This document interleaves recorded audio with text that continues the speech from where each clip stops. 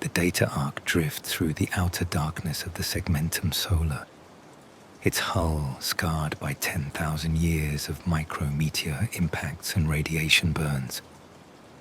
Once, this vessel carried the accumulated knowledge of a dozen worlds conquered during the Great Crusade, their histories and secrets bound in adamantium and faith.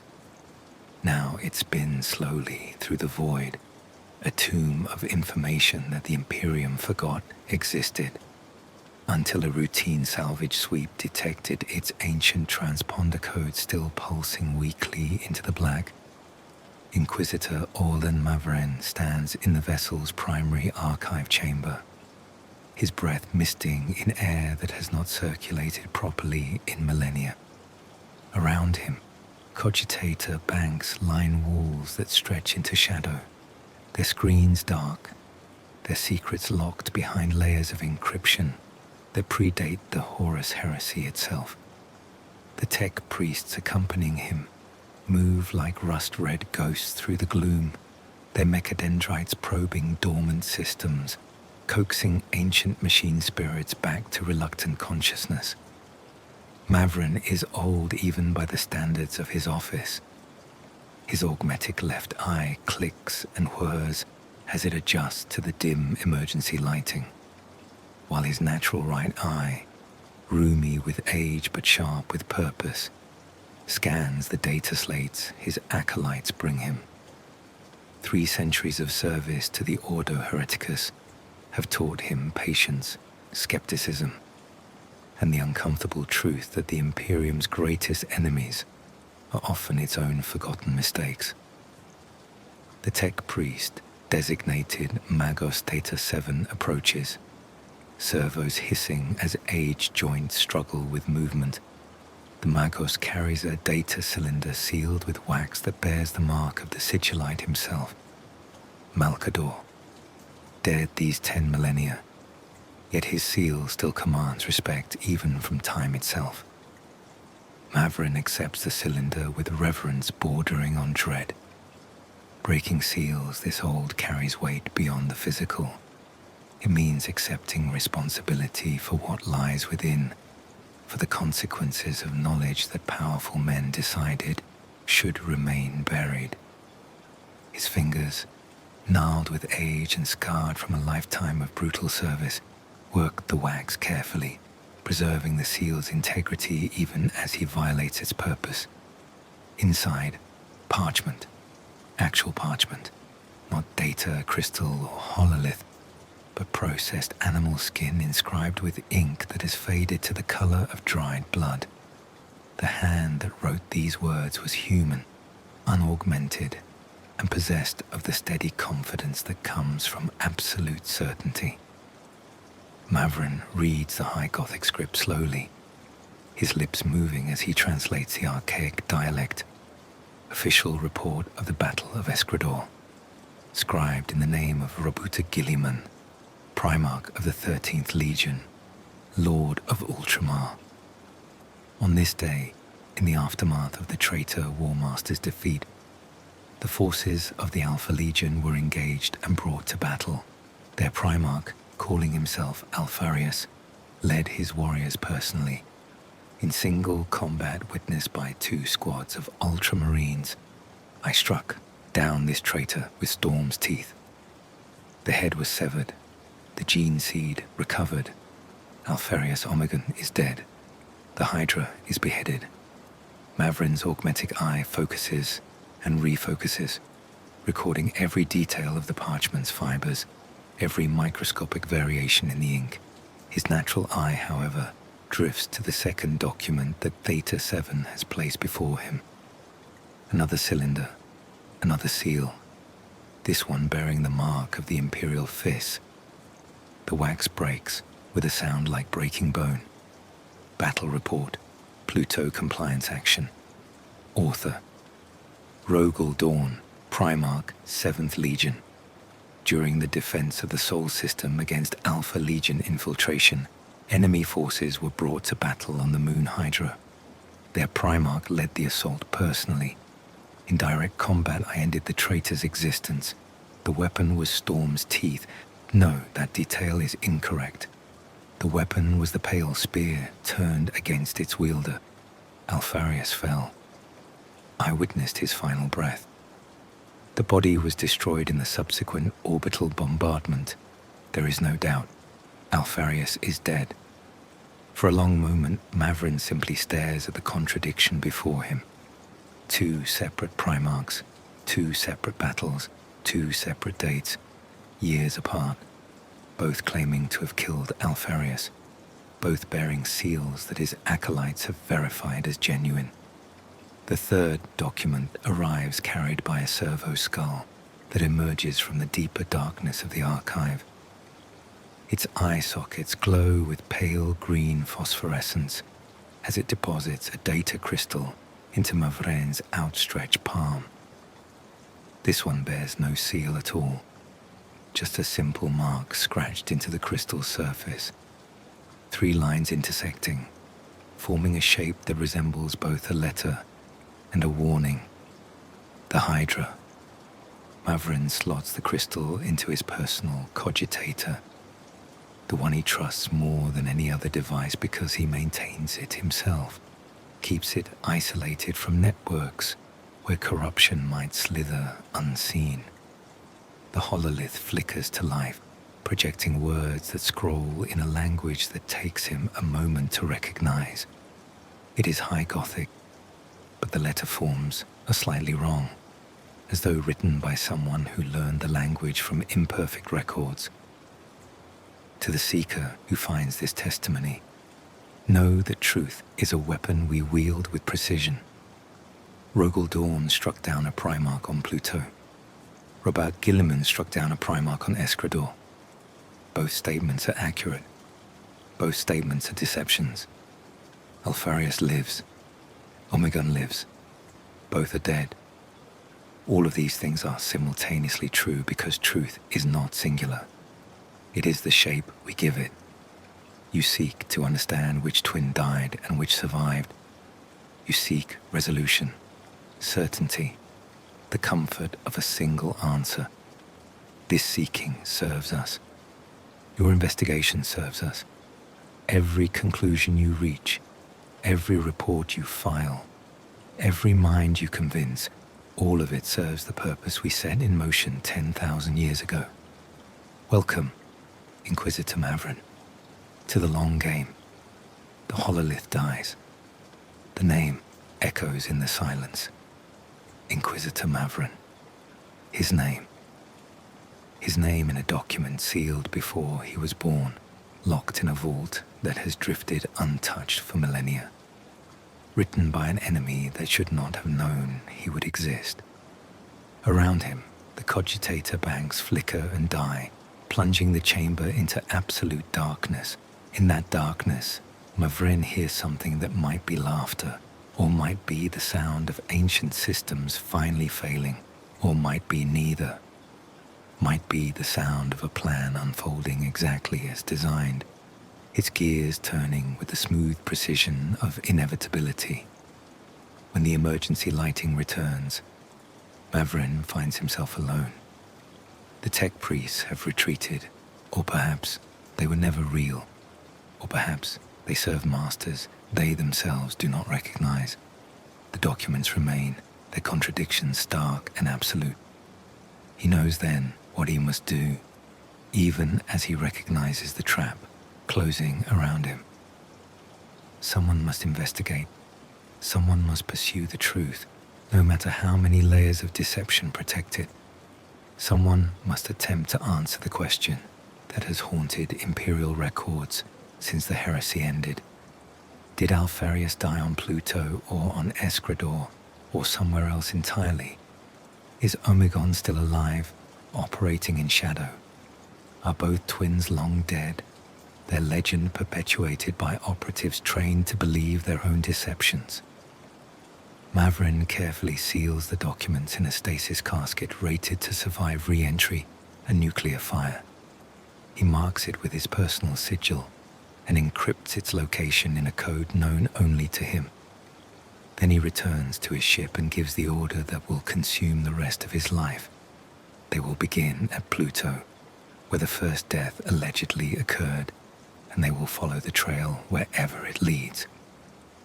Behind him, unseen and unheard, a servo skull's eye sockets flare briefly with green light before going dark. Somewhere in the data streams that connect a million worlds, a signal pulses outward, a simple binary message that means nothing to those who intercept it, but everything to those who understand its true purpose. The Seeker has taken the first step. The design proceeds. The journey to Pluto requires weeks of careful navigation through the outer reaches of the Sol system, where ancient defense stations still maintain their eternal vigil despite the millennia that have passed since the siege. Mavren spends this time reviewing every scrap of information his agents can gather about the Battle of Pluto, about Rogal Dorn's defense of the throne world, about the Alpha Legion's infiltration tactics during those desperate years. The documents paint a picture of systematic chaos, sleeper cells activating across the Sol system, terror attacks meant to draw defensive forces out of position, diversionary raids while the true target remained hidden. The Alpha Legion had spent years, perhaps decades, planting the seeds for their assault. Agents surgically altered to pass as loyal servants. Cogitator code, buried so deep in defense networks that even the most thorough security sweeps missed it. Weapons caches hidden in the hulls of commercial vessels, and at the center of it all, Alpharius himself, or Omegon, or both. The reports cannot agree, because the witnesses could not tell the difference. Pluto appears as a pale sphere against the backdrop of stars, its surface marked by the geometric patterns of ancient fortifications. The moons orbit in precise synchronization, their trajectories calculated to create overlapping fields of fire, turning the entire system into a fortress that even the most determined assault should have found impenetrable. But the Alpha Legion had breached it anyway, using deception and patience as effectively as any weapon. Mavren's ship, the unrelenting scrutiny, maintains a respectful distance while servo skulls deploy to survey the battlefield. The scars remain even after all this time.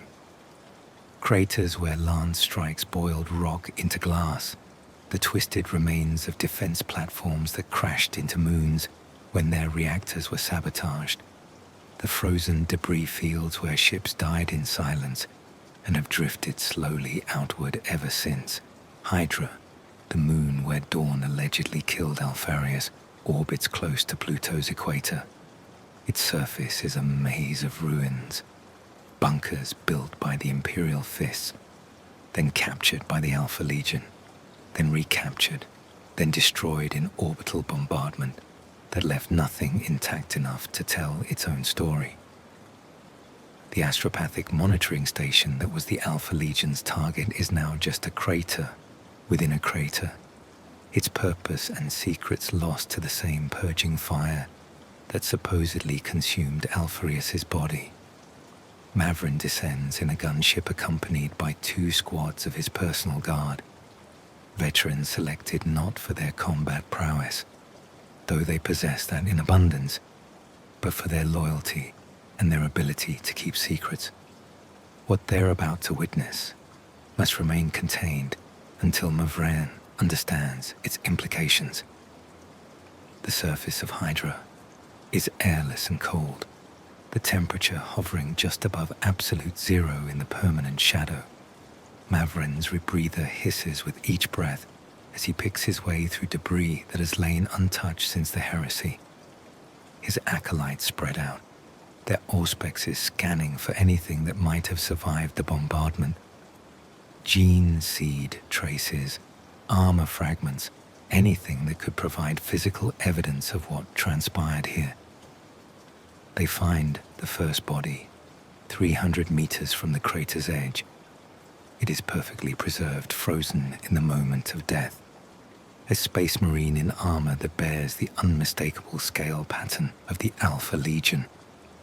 The warrior fell facing away from the battle, as though fleeing, though the nature of his wounds suggests he was caught by an explosion rather than struck down in combat. His armor has been breached in multiple places by shrapnel, and his helmet is missing entirely, revealing features that might once have been human, but have been altered by surgery and gene craft into something ambiguous. Mavren kneels beside the corpse, his augmetic eye recording every detail while his natural eye searches for the story these wounds tell. The armor is genuine Mark IV plate, its scale pattern hand-painted with a precision that suggests Legion artificers rather than factory production. The warrior's face, frozen in an expression that might be shock or might be calculation, bears the signs of reconstructive surgery.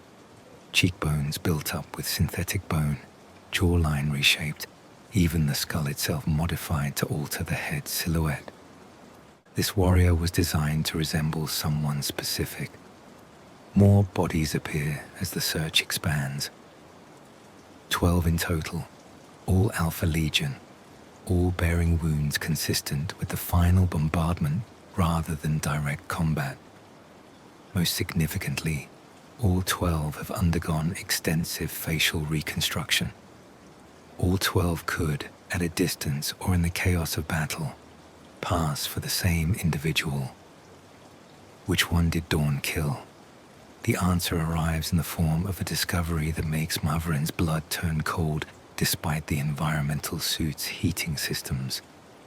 One of his acolytes, a woman named Cartha, who possesses the augmented perceptions of a sanctioned psyker, calls out from deeper in the ruins. Her voice carries across the dead, airless moon through vox channels that suddenly seem vulnerable, exposed, as though someone might be listening. What she has found is a chamber that somehow survived the bombardment, a bunker buried so deep in Hydra's crust that even orbital lance strikes could not reach it. The entrance has been carefully camouflaged, then deliberately revealed. Dust patterns on the exposed hatch show it was opened recently, within the last few months, and then left open as though inviting discovery. Inside, the chamber is small, barely large enough for a single person to stand upright. The walls are lined with data crystals arranged in geometric patterns that serve no tactical purpose. They are purely aesthetic, a design meant to be appreciated for its own sake. At the chamber's center sits a single object, a helm, Alpha Legion design, of course, bearing the scale pattern and the Hydra iconography that marks all their war gear. But this helm is different in subtle ways that Mavren's trained eye immediately recognizes. The craftsmanship is of the highest order, suitable for a primarch rather than a line warrior. The crest is designed to accommodate enhanced sensory equipment, and the neck seal shows signs of integration with systems far beyond what standard power armor provides. This is not a warrior's helm. This is a primarch's war mask. Cartha's psychic senses flare as she approaches the artifact, her third eye opening to perceive the resonances that cling to objects touched by beings of immense power. Her face goes pale, or perhaps that is merely the lighting, and her voice trembles slightly as she speaks. The helm carries the psychic imprint of death, violent, sudden, and final. Someone of immense power wore this into battle and died while wearing it. The resonance is unmistakable, burned into the metal itself by the trauma of a primarch's ending. But there is another resonance, fainter but still present, suggesting the helm was handled afterward. Someone removed it from the dead warrior's head someone whose own psychic presence was powerful enough to leave traces, someone who grieved. Mavren carefully lifts the helm, his movements slow and reverent despite the dread that coils in his chest. Inside, he finds what he both hoped and feared to discover: traces of biological matter, dried blood, flakes of skin, cellular material that has been preserved by the cold and vacuum. Enough for genetic analysis, if the samples have not degraded beyond recovery. His Medicae specialists take possession of the samples with the care of priests handling sacred relics. The analysis will take weeks, perhaps months, requiring comparison against gene templates that are themselves classified at the highest levels. But it represents something solid, something that cannot be easily falsified. Genetic evidence that will tell them whose blood stained this helm, whose death left such a profound psychic scar. As they prepare to depart Hydra, Mavren notices something that makes him pause. The data crystals lining the chamber walls. They're not merely decorative. Each one contains information, layers upon layers of it, compressed into crystals no larger than a thumbnail. His tech priests estimate thousands of hours of recorded material, everything from battle reports to personal journals to technical specifications for weapons that should not exist. The first crystal Mavren examines contains a single message, recorded in High Gothic and stamped with a timestamp that places it 3 days after the Battle of Pluto. To whoever finds this memorial, Alpharius died here. My twin, my other self, my brother, in all but division of the flesh. He fell to Rogal Dorn's blade. I felt his death across the gulf of space, felt our shared soul torn in half. The pain was absolute. The loss is permanent. I am Omegon, and I am alone. I take my brother's name now, not to deceive, but to honor him. I will be Alpharius Omegon, undivided in purpose even if divided by death. The Legion will never know which of us fell. Let them believe the Hydra lives on, all heads intact. But I know the truth. Alpharius is gone, and I will carry that truth like a knife in my heart until the day I join him in whatever lies beyond. The message ends abruptly. Mavren replays it 3 times, his augmetic eye analyzing every pixel of the hololith projection for signs of forgery. The voice sounds genuine, carries the resonance of profound grief, and the biometric signatures suggest a primarch rather than a skilled imitator. But he has seen what the Alpha Legion can do. He has witnessed their mastery of deception, their ability to forge not just documents but emotions, to create false memories so convincing that even psychers cannot detect the manipulation.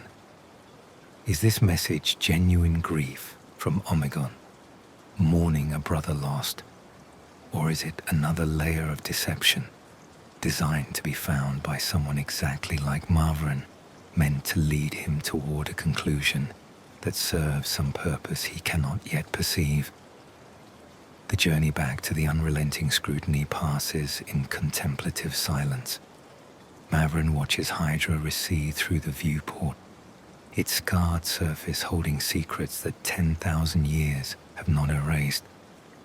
Behind him, the helm rests in a stasis casket, along with the biological samples that might provide answers, or might provide more questions, carefully designed to seem like answers.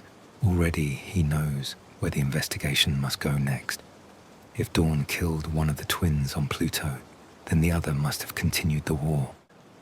Records suggest Alpharius, or Omegon, using Alpharius' name, led Alpha Legion forces for years after Pluto, conducting operations that undermined loyalist efforts across a dozen sectors. And then, years after the heresy officially ended, Roboute Guilliman engaged Alpha Legion forces on Eskrador and allegedly killed Alpharius in single combat.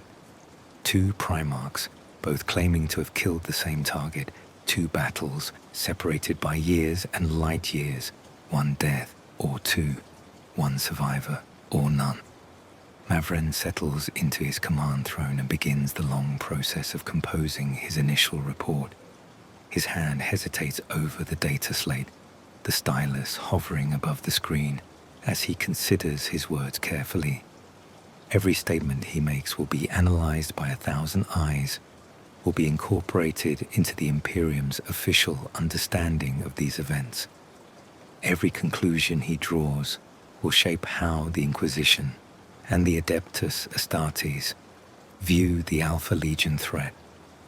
And somewhere, he knows with absolute certainty, agents of the 20th Legion are watching, waiting to see what conclusions he reaches, ready to use those conclusions for purposes he cannot yet comprehend. He writes, "Preliminary investigation of the Battle of Pluto site has recovered potential genetic evidence and testimonial material requiring further analysis. Evidence suggests, but does not confirm, the death of a Primarch-level entity. Proceeding to secondary investigation site, Eskrador." As he authorizes transmission of the report, his augmetic eye catches something in the corner of the command deck. A servitor, one of dozens that maintain the ship's systems, pauses in its duties for just a moment. Its dead eyes turn toward him, and for the briefest instant, Mavren could swear he sees awareness flicker behind the lobotomized gaze. Then he continues his work, mindless and mechanical once more. But the moment has passed, and doubt has taken root.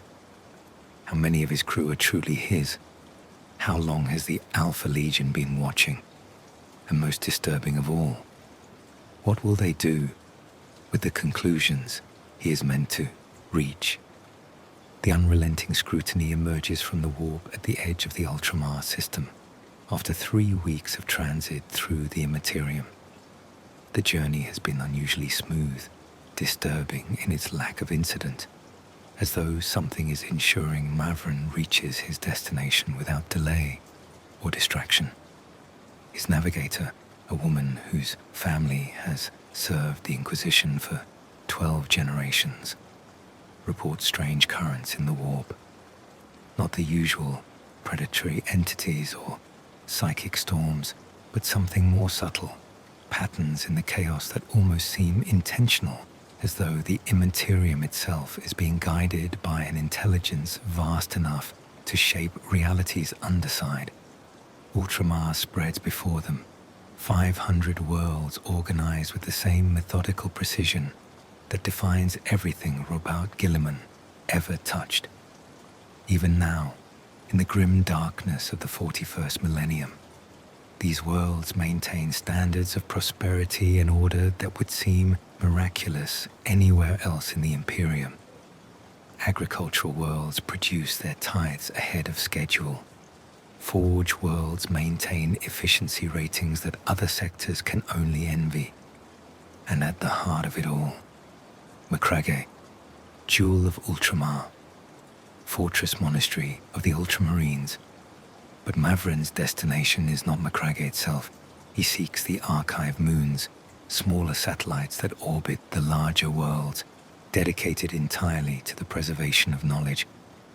The Ultramarines, true to their Primarch's obsessive documentation habits, have maintained records of every battle they have fought, every campaign they have waged, every enemy they have faced. If anywhere in the Imperium holds reliable information about the Battle of Eskrador and Guilliman's confrontation with Alpharius, it will be here.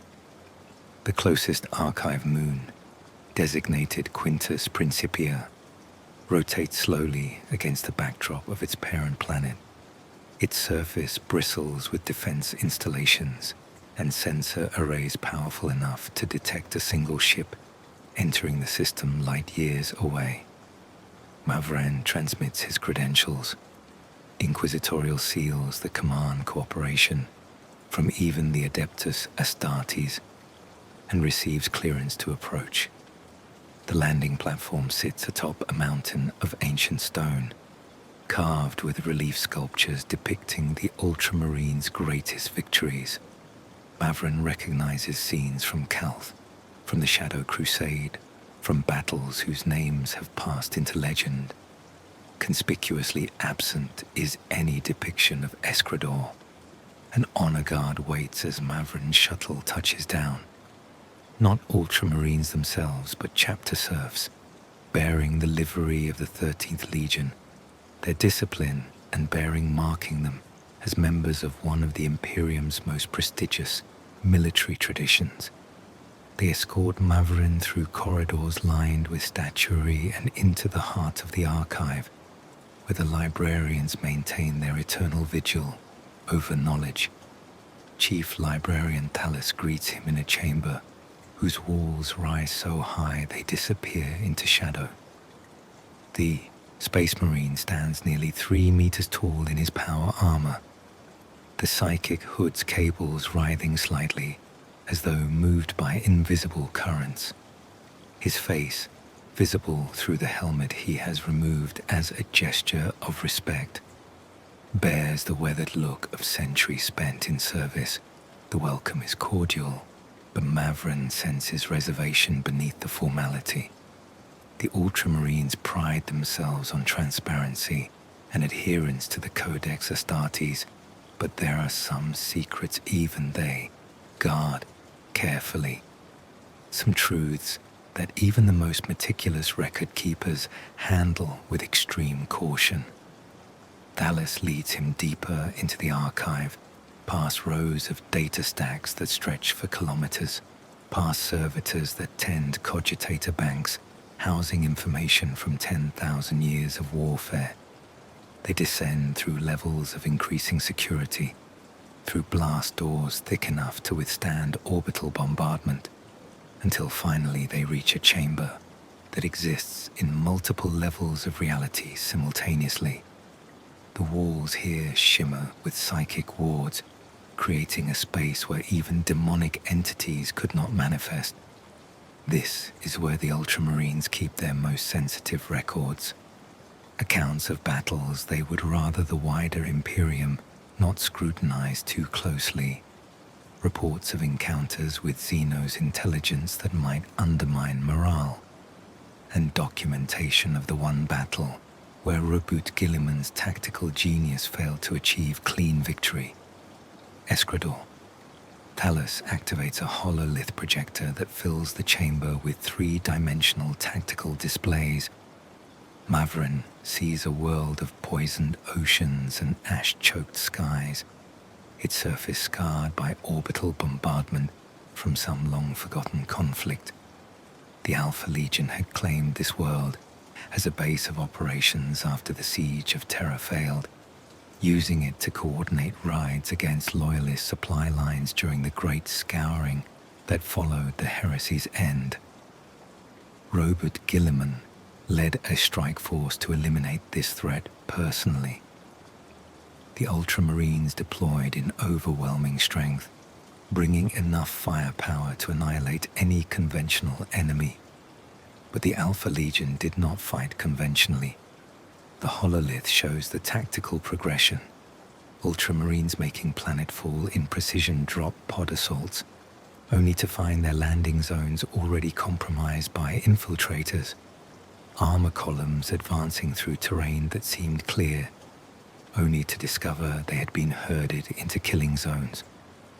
Command centers established and secured, only to suffer sabotage from within, as Alpha Legion agents revealed themselves among the Ultramarines' own support staff.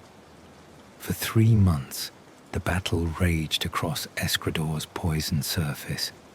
The Alpha Legion refused to engage in set-piece battles, instead conducting asymmetric warfare that slowly drained Ultramarine strength. Guilliman personally led counter-infiltration operations, his tactical genius adapted to match the Alpha Legion's methodologies, until finally intelligence reports indicated that Alpharius himself was present and directing the defense.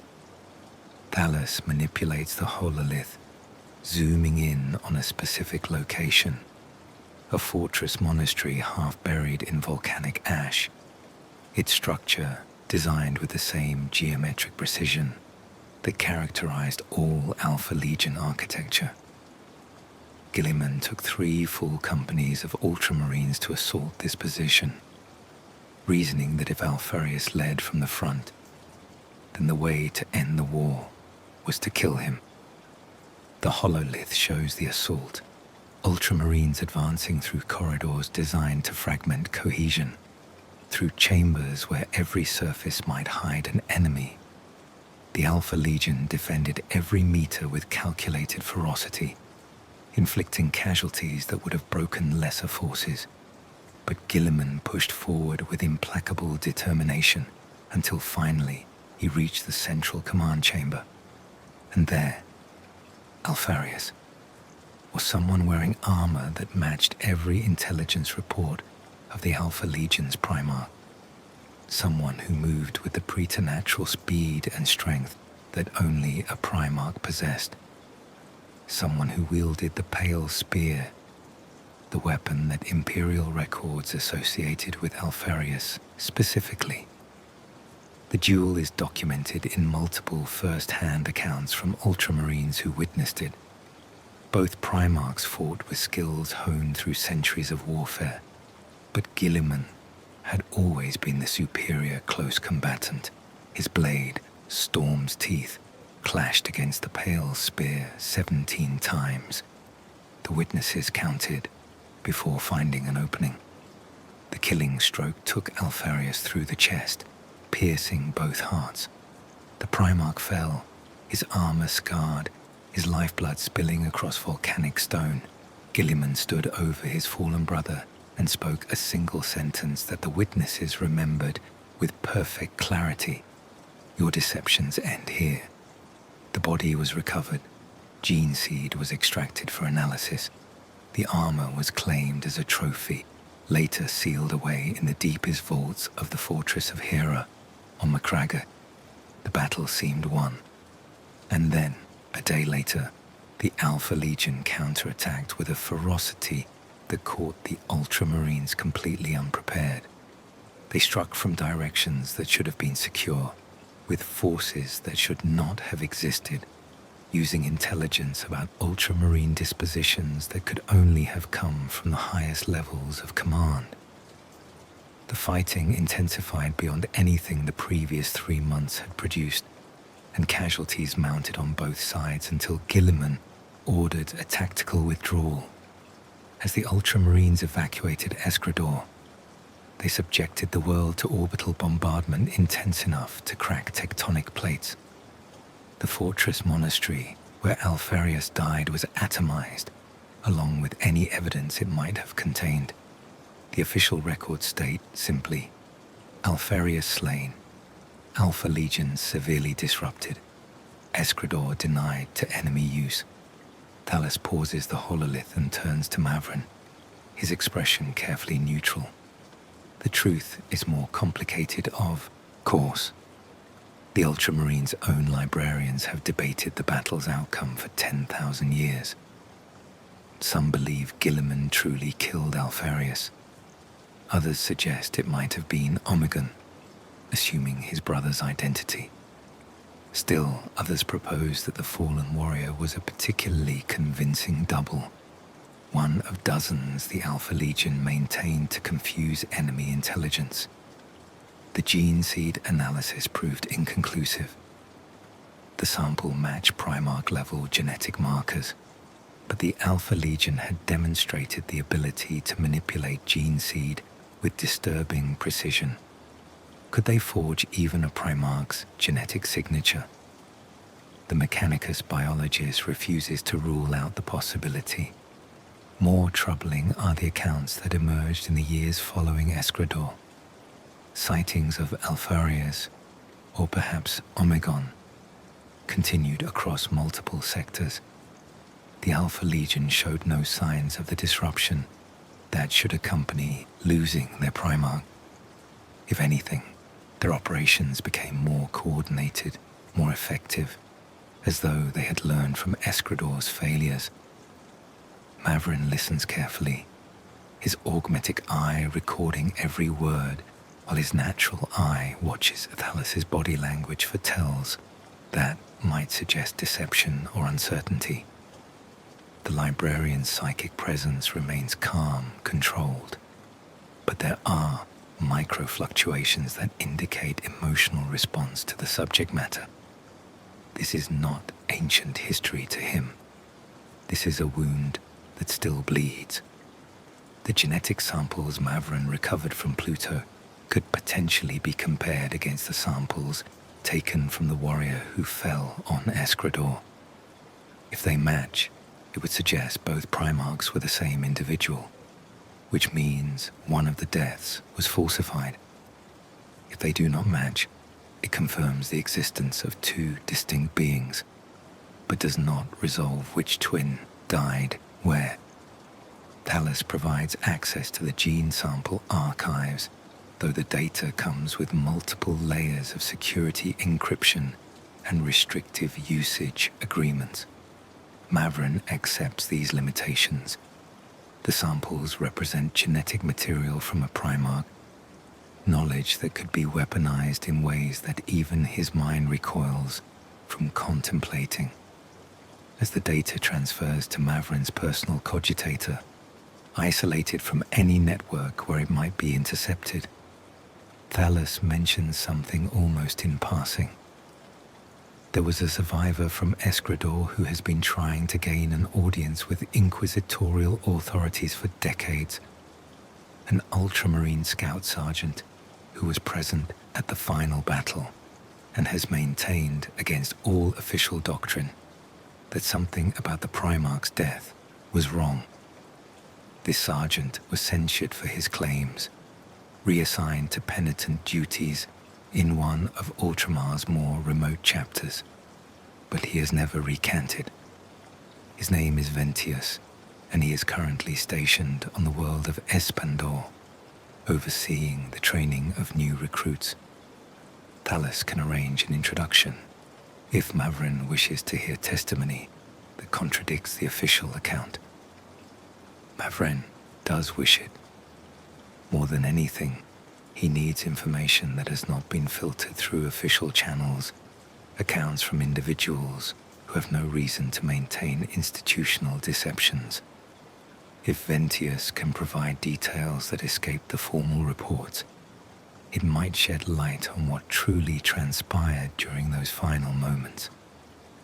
Before leaving the archive moon, Mavren spends several hours reviewing supplementary materials, tactical analyses of Alpha Legion methods, psychological profiles of operatives captured over the centuries, intelligence reports on cell structures, and command hierarchies. A pattern begins to emerge, one that disturbs him more, the more he understands it. The Alpha Legion does not simply deceive. They engineer deception with such precision that the lies become more useful than any truth. They create false narratives that their enemies willingly embrace because those narratives seem to explain observed phenomena. They allow intelligence victories that actually serve their purposes by misdirecting resources or revealing their enemies' priorities. If this applies to the mystery of the twin primarchs, then perhaps every piece of evidence Mavren has discovered so far has been carefully curated. Perhaps the contradictions exist not because of incomplete records or the fog of war, but because someone wants him to see contradictions. Perhaps his investigation itself serves some purpose that will only become clear once it is too late to change course. The shuttle ride back to the unrelenting scrutiny gives him time to consider these possibilities. His acolytes have compiled the genetic analysis from Pluto into preliminary form. The samples are indeed Primarch-level material, but degradation makes precise identification difficult.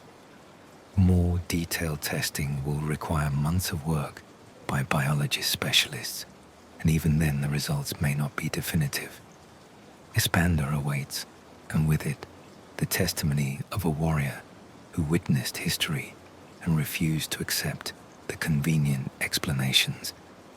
Mavren orders his ship to make course, even as he wonders what new layers of deception wait in the words of someone who claims to hold truth. Behind him, unseen in the shadows of the scrutiny's command deck, a maintenance servitor pauses in its duties. Its dead eyes track Mavren's movement with focus that should not exist in a lobotomized worker. Its mouth, sewn shut according to standard servitor protocols, somehow twists into something that might be a smile. Then it returns to its work, and the moment passes, and Mavren notices nothing amiss. The design proceeds. Eskrador orbits its star in the outer reaches of Ultramar's domain, a world of dense forests and ancient stone cities where the Ultramarines maintain one of their many training facilities.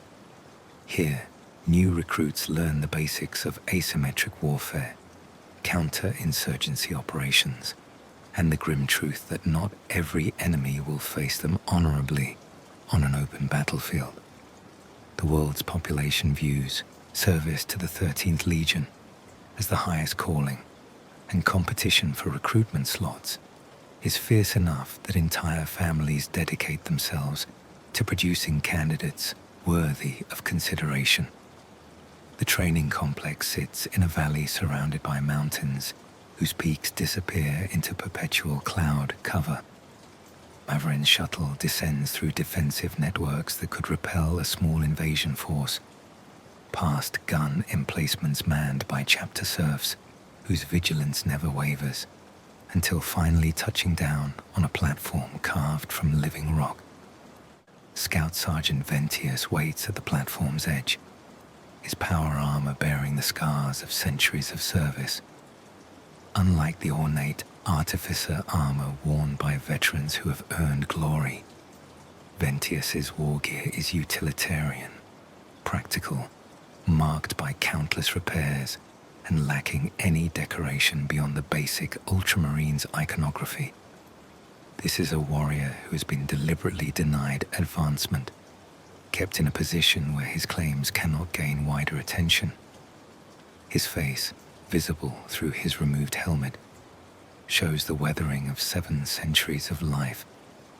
Surgical scars mark his jawline where combat damage has been repeatedly repaired, and his eyes carry the particular weariness that comes from bearing witness to truths that others refuse to acknowledge.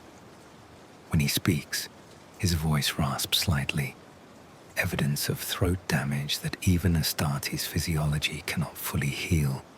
The greeting is formal but cautious.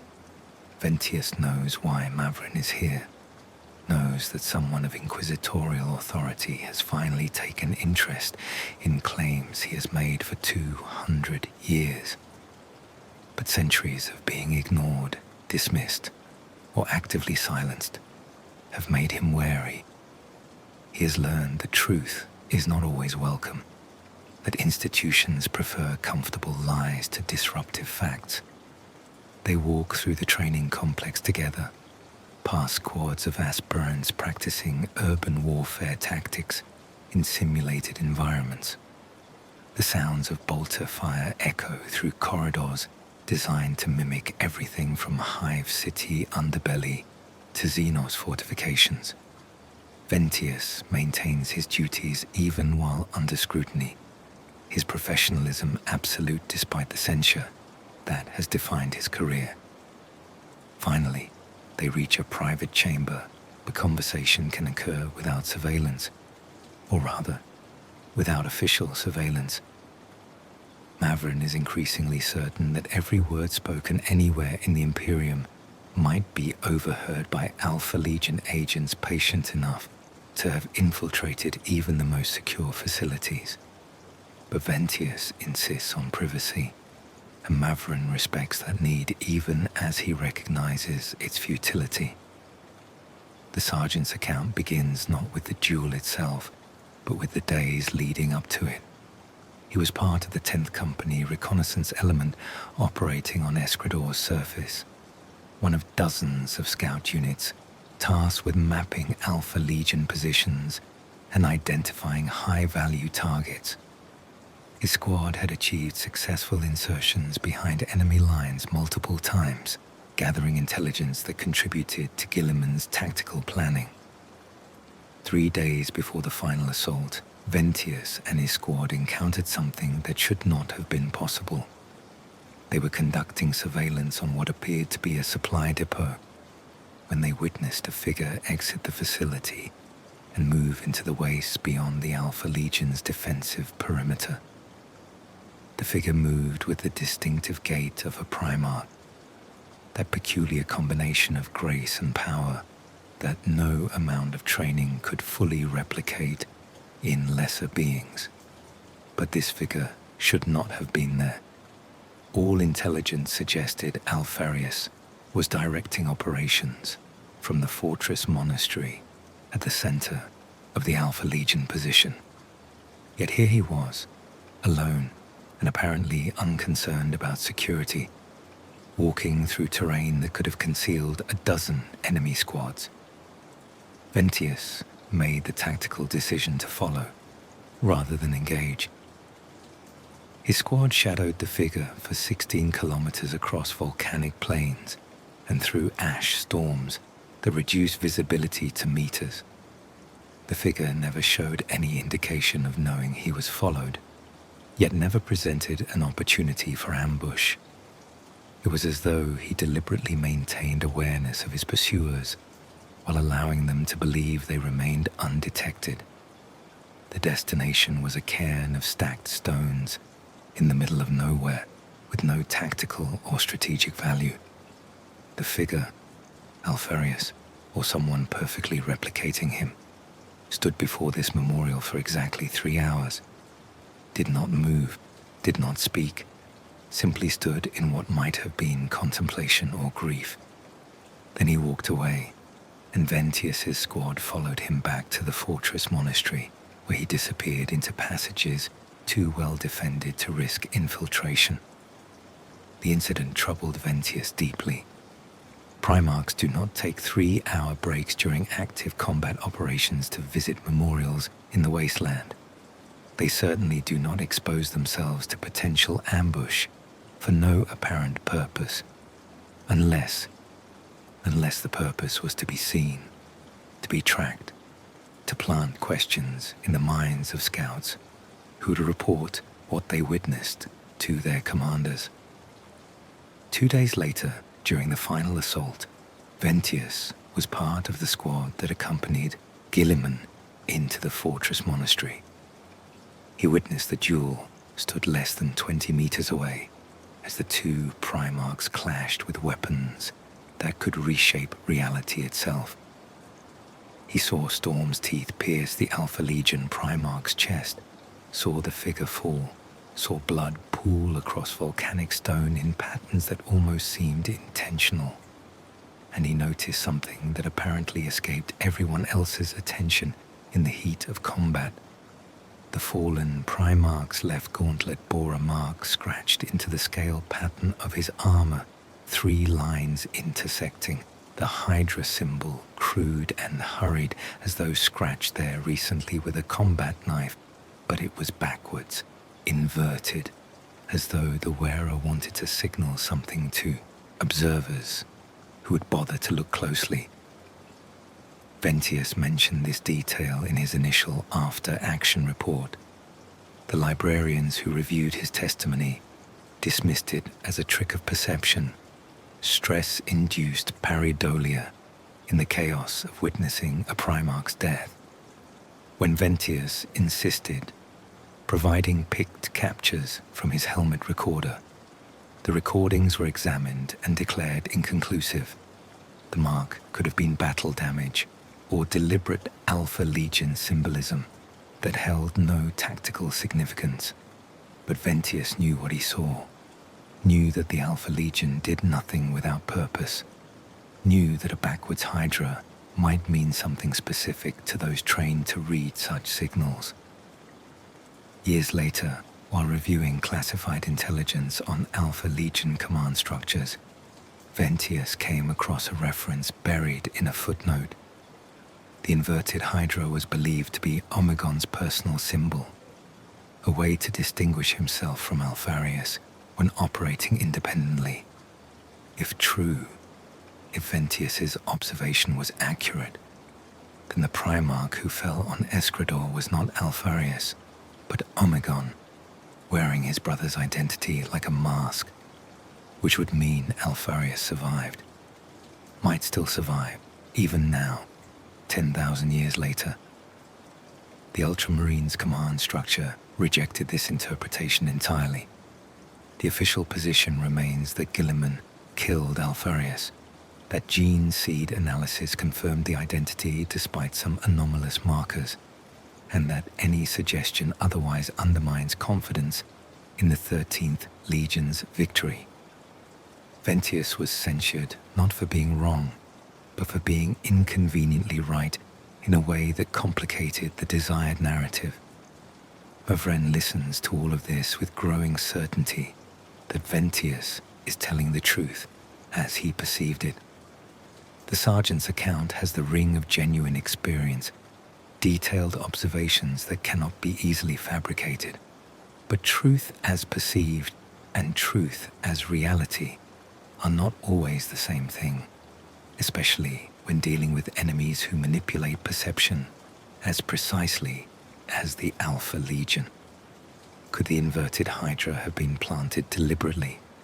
Could the Alpha Legion have known that Ultramarine scouts would notice it, would report it, would trigger exactly this kind of investigation? Could even Ventius's censure have been anticipated, creating a disgruntled insider who would be seen as more credible precisely because he contradicted official accounts? The questions spiral deeper with every answer. Mavren provides Ventius with copies of the evidence recovered from Pluto, the helm, the message claiming to be from Omegon mourning Alpharius' death, the genetic samples that might prove which twin died where.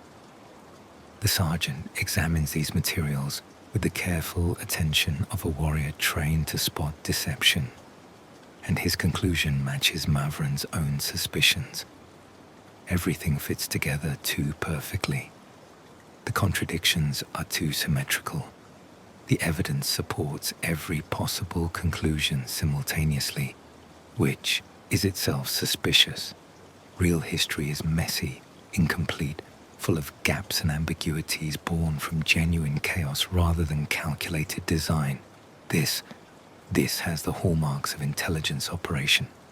Data shaped and curated to produce specific outcomes in those who investigate it.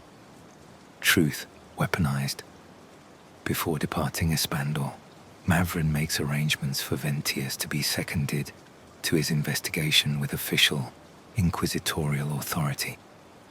The sergeant's expertise and first-hand experience will be invaluable as the investigation continues, and his status as a censured dissenter might provide insights that more orthodox sources would miss.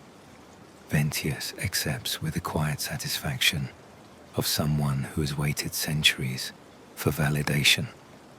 As the unrelenting scrutiny breaks orbit, Mavren reviews the accumulated evidence with his senior acolytes. The geneticist Magos Theta 7 has completed preliminary analysis of the Pluto samples, comparing them against data provided by the Ultramarines from Eskrador. The results are complicated. Both samples are definitely primarch-level genetic material. Both show markers consistent with the 20th Legion gene template, but there are subtle variations that could indicate either two distinct individuals or deliberate manipulation of one sample to create artificial differentiation. The genetic engineering capabilities of the Alpha Legion during the Heresy were sophisticated enough that either interpretation could be correct, which means the genetic evidence proves nothing definitive. Like everything else in this investigation, it supports whatever conclusion one wishes to reach. Mavren's psycho acolyte, Cartha, reports even more disturbing findings. Her psychometric analysis of the helm from Pluto revealed layered resonances that suggest multiple individuals handled it at different times.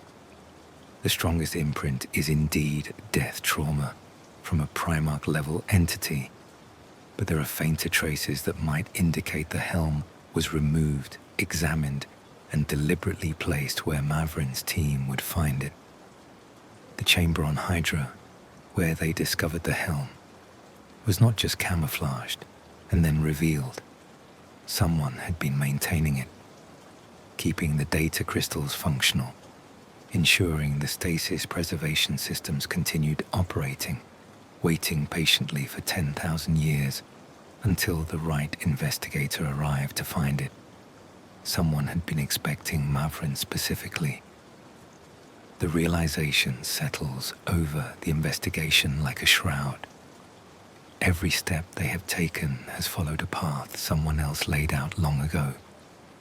Every discovery has been permitted, perhaps orchestrated. The investigation is not revealing truth. It is fulfilling a design whose purpose remains hidden. Mavren issues orders for the ship to proceed to the next location on his research agenda, the world of Kiavar, where the Raven Guard maintain their fortress monastery. Alpha Legion infiltration of the 19th Legion during the Heresy is well documented, and survivors from that era might provide insights into how Alpharius and Omegon operated, how they coordinated while maintaining the fiction of a single identity. But even as he gives these orders, Mavren suspects that Kiavar too will provide exactly what the Alpha Legion wants him to find. The trap is so vast, so intricate, that he cannot see its boundaries, cannot determine which observations are genuine and which are manufactured, cannot trust even his own conclusions because they might be responses to stimuli carefully designed to produce them. In the ship's Medici Bay, Ventius undergoes the standard security screenings required for anyone entering inquisitorial service: bioscan, psychic probe, deep tissue analysis to detect implanted devices or biological manipulation. He passes every test with the purity expected of an ultramarine, no taint of chaos, no evidence of surgical alteration or psychological conditioning. But Mavren, watching through observation windows as the tests proceed, cannot shake the suspicion that even this is part of the design, that perhaps Ventius is exactly what he appears to be, a genuine witness telling truthful observations, precisely because that serves the Alpha Legion's purposes better than any deception could. Truth as weapon, information as battlefield. The investigation continues, and with every step, Mavren falls deeper into a mystery that might have no solution, or might have too many solutions, all of them simultaneously correct and deliberately misleading. Somewhere in the void, in places where reality bleeds into unreality, agents of the 20th Legion watch and wait. The design proceeds, the long game continues, and the prey draws ever closer to the moment when he will realize that every choice he has made, every conclusion he has reached, has served the purpose established millennia before his birth. At this point, I've written approximately 10,500 words. Given the 24,000, 30,000 word target, I should continue with the remaining chapters. Let me proceed with Chapter 5 and continue building toward the conclusion. The unrelenting scrutiny translates into real space at the edge of the Kiavar system after another unsettling warp journey. The navigator reports the same strange phenomena. Currents in the immaterium that guide rather than resist, as though something vast ensures their passage remains swift and untroubled. Mavren has begun to dread these smooth transitions, recognizing them as evidence that his investigation proceeds exactly as someone intends. Kievar hangs in space like a mottled bruise, its atmosphere choked with industrial pollutants from the forge complexes that cover its surface. Above it, like a dark moon in eternal orbit, sits Deliverance, the asteroid fortress monastery of the Raven Guard. Massive void shields shimmer across its surface, and defense platforms bristle with enough firepower to hold off a battle fleet. This is where Corax built his legion, and where the 19th learned the bitter lessons of betrayal. The Alpha Legion's infiltration of the Raven Guard during the Heresy remains one of their most devastating operations. They inserted operatives surgically altered to perfectly match Raven Guard, who had died on Istvan V. Agents so thoroughly prepared that even the Legion's own librarians could not detect the deception.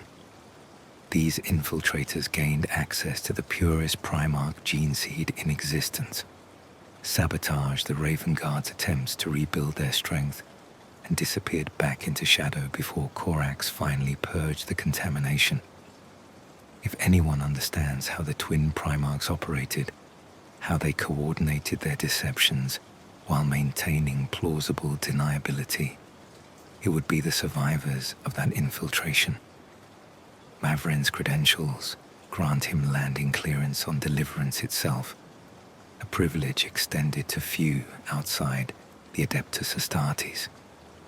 His shuttle descends through the asteroid's docking bays, past row upon row of gunships and thunderhawks that represent the Raven Guard's strike capability. Everything here speaks to stealth and precision. There is none of the ornate decoration that marks Ultramar, none of the fortress mentality of the Imperial fists, just cold efficiency and the tools of shadow warfare.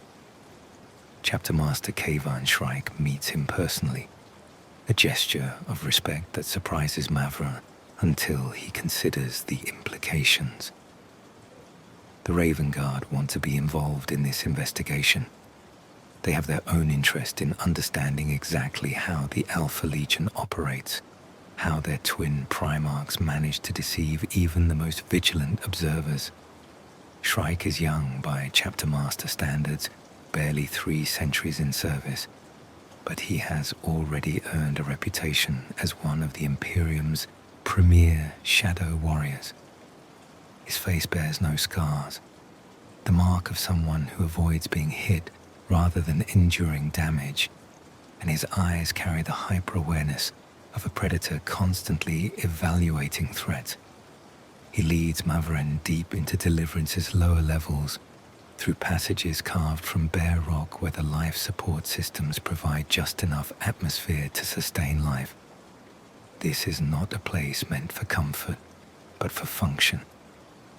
Places where the Raven Guard train their recruits in the arts of infiltration, assassination, and unconventional warfare. Their destination is a chamber sealed behind vault doors, thick enough to contain a nuclear explosion. Inside, maintained in stasis suspension, lie the bodies of 3 Alpha Legion infiltrators who were discovered and neutralized during Corax's purge. Mavren had requested access to these remains, hoping that forensic analysis might reveal the techniques used to create such perfect disguises.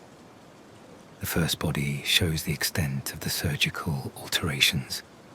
Entire bone structures reshaped, muscle groups augmented or reduced to match specific biometric profiles. Even the gene seed chambers modified to produce the correct genetic markers when tested. The level of preparation is staggering, representing months or years of work for each individual operative. And these 3 are merely the ones who were caught. How many others succeeded in their infiltration and were never detected? More disturbing are the psychological conditioning techniques evident in neural scans of the preserved brains. The operatives did not simply pretend to be Raven Guard. They believed it, at least on conscious levels accessible to psychic interrogation. Their surface thoughts, their emotional responses, even their dreams were engineered to match the individuals they replaced. Only deep in the subconscious, behind barriers of conditioning and fail-safes that would trigger memory wipes if breached, did their true allegiances lie hidden? Could this same technique be applied to primarchs? Could one twin impersonate the other so thoroughly that even he would believe the deception until triggered to remember his true identity? Shrike provides Mavren with access to the classified reports from the infiltration, accounts that never made it into official histories because they revealed too many uncomfortable truths about Astartes' vulnerability to sophisticated intelligence operations. One report in particular catches Mavren's attention, an interview with a Raven Guard librarian who claimed he had detected subtle psychic discordance in one of the infiltrators, but dismissed it as stress-induced distortion. The librarian's testimony describes a moment during a routine psychic screening when he sensed two distinct personalities occupying the same mind. One surface identity fully convinced of being Raven Guard, one deeper identity dormant and waiting. He mentions this discordance in his official screening report, but marks it as inconclusive. Within normal parameters for Astartes, who have experienced extreme combat trauma. 2 years later, that same warrior was revealed as Alpha Legion. The surface identity never knew.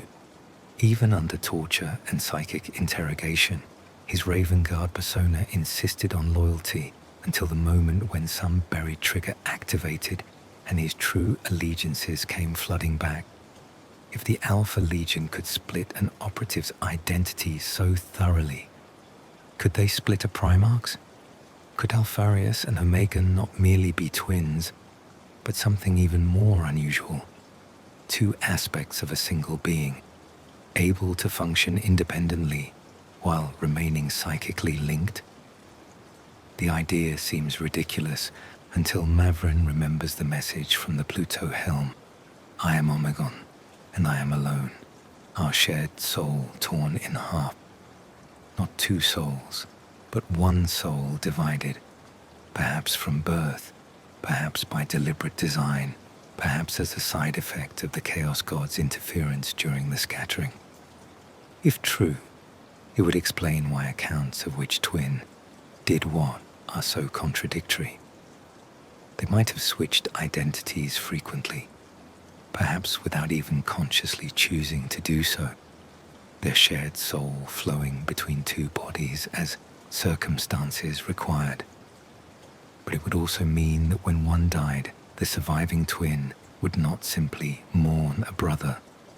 He would experience the death of half himself, a trauma so profound that it might fundamentally alter his nature. Would the survivor still be the same person? Would Omegon without Alpharius remain Omegon? Or would he become something else entirely?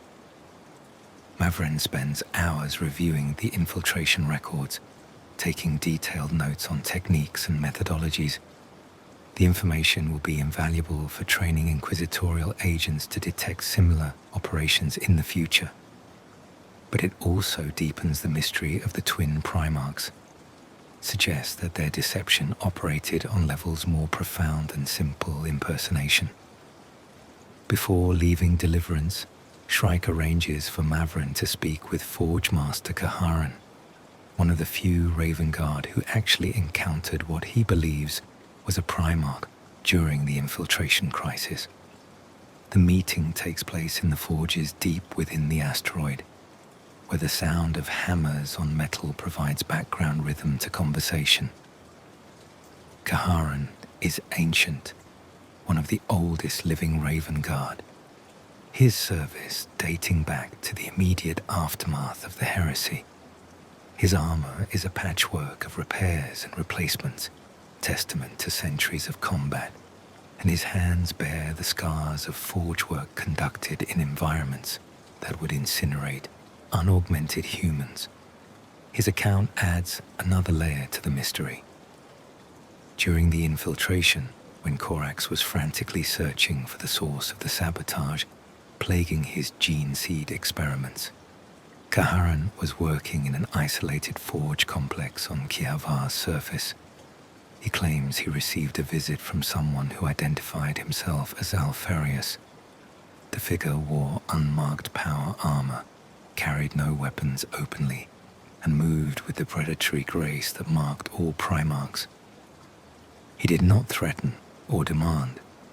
Instead, he asked questions about Corax's techniques, about the experiments being conducted, about the security measures in place. Kaharan answered honestly, believing he spoke with one of Horus's representatives conducting oversight of compliance operations. Only later, after the infiltration was exposed and Corax began his purge, did Kaharan realize who he had spoken with. But by then, the damage was done. The information he provided had given the Alpha Legion precise intelligence about how to most effectively sabotage the gene seed work. What haunts Kaharan, what has troubled him for 10,000 years, is something the figure said as he departed. My brother would approach this differently. He believes in direct action, in the clean blade and the swift strike. But I understand that information is often more valuable than violence. Thank you for confirming what we suspected. My brother, suggesting two distinct individuals, suggesting one twin gathered intelligence while the other operated elsewhere, suggesting coordination across vast distances, perhaps through their psychic link, working in concert while maintaining the fiction that only one Primarch existed. Kaharan never reported this detail in official testimonies because it seemed irrelevant at the time, just the philosophical musings of an enemy. But it suggests that even during the heresy, the twins maintained their secret from almost everyone, slipping between identities as tactical circumstances required. Mavren thanks both Kaharan and Shrike for their cooperation. The information gathered here does not provide definitive answers, but it illuminates the methods the Alpha Legion employed, the sophistication of their deceptions, and the depth of planning behind even their simplest operations. As the unrelenting scrutiny departs Kiavar, Mavren compiles his findings into an interim report. The pattern that emerges is one of layered deception so complex that truth itself becomes ambiguous. The Alpha Legion does not simply lie. They create entire realities built on foundations of deliberate misdirection, where even participants in events cannot reliably distinguish what actually occurred from what they were meant to believe occurred. Ventius, reviewing the same evidence with Mavren's permission, offers a tactical perspective that the Inquisitor finds valuable. In Ultramar doctrine, deception is considered a useful tool, but subordinate to direct force. The Alpha Legion inverts this priority. For them, deception is the primary weapon, and direct force merely supports the manipulation of enemy perceptions. If this applies to the question of which twin died where, then perhaps the answer is that both died and neither died. Perhaps one twin fell on Pluto, and the other continued as both Alpharius and Omegon. Perhaps the survivor on Eskrador escaped and perpetuated the legend. Perhaps both died, and the Alpha Legion has been operating under the fiction of Primarch leadership for 10 millennia. All of these possibilities remain viable because the Alpha Legion benefits from the ambiguity itself.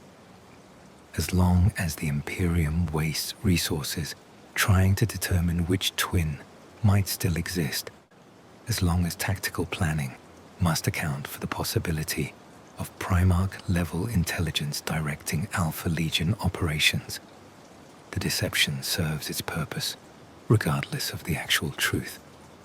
Mavren's next destination is chosen based on a reference buried in the Raven Guard records. A rogue trader captain named Valdez who claims to have encountered an individual claiming to be Alpharius in the Eastern Fringe approximately 5 centuries ago.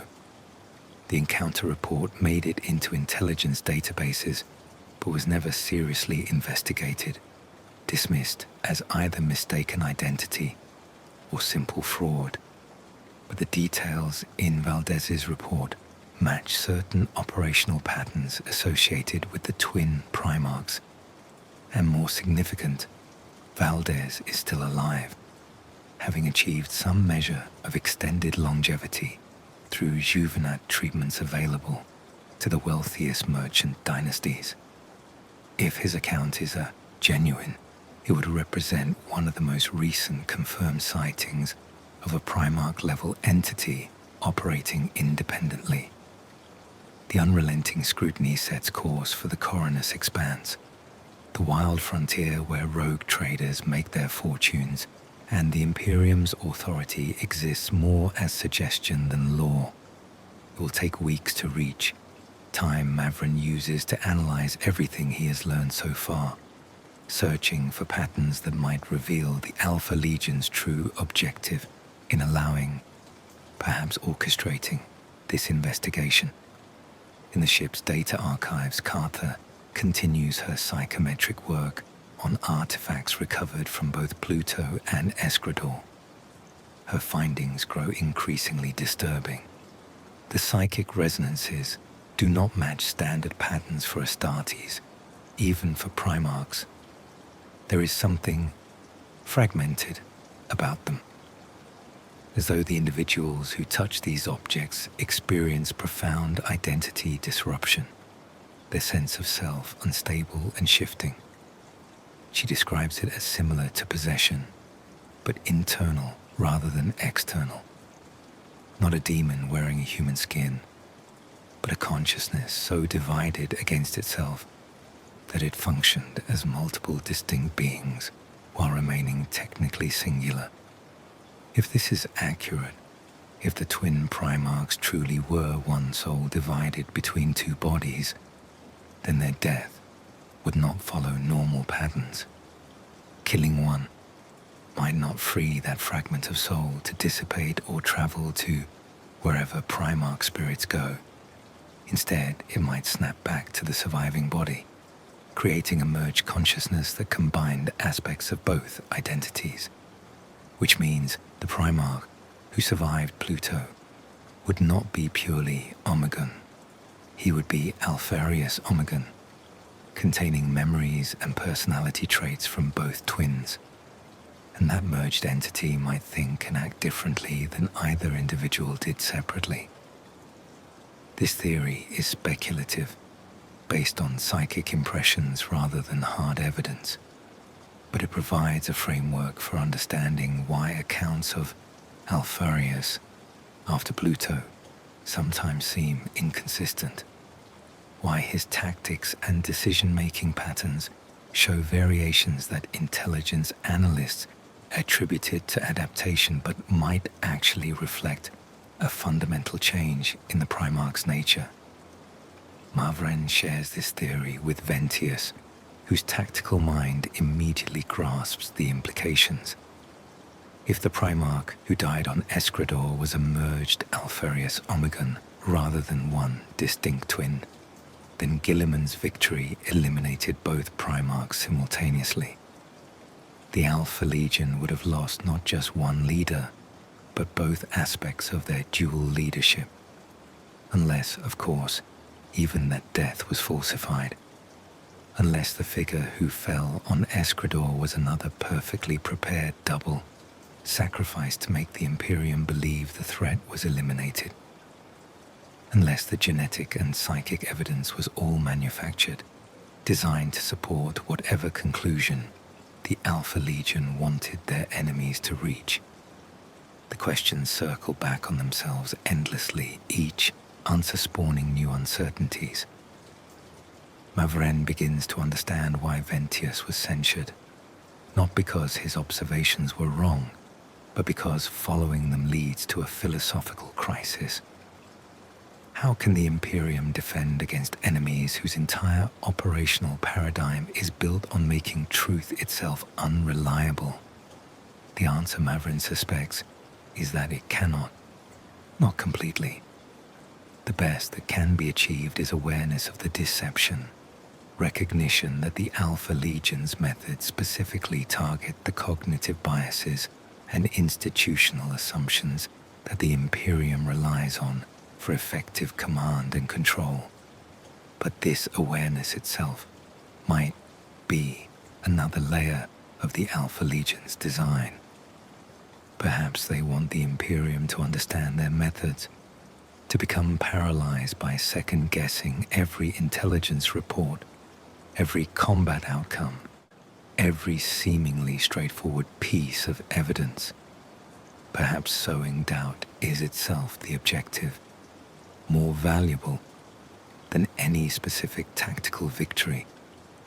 As the unrelenting scrutiny travels deeper into the eastern fringe, passing through systems where the Astronomican's light grows faint and uncertain, Mavren receives a communication that makes his blood run cold.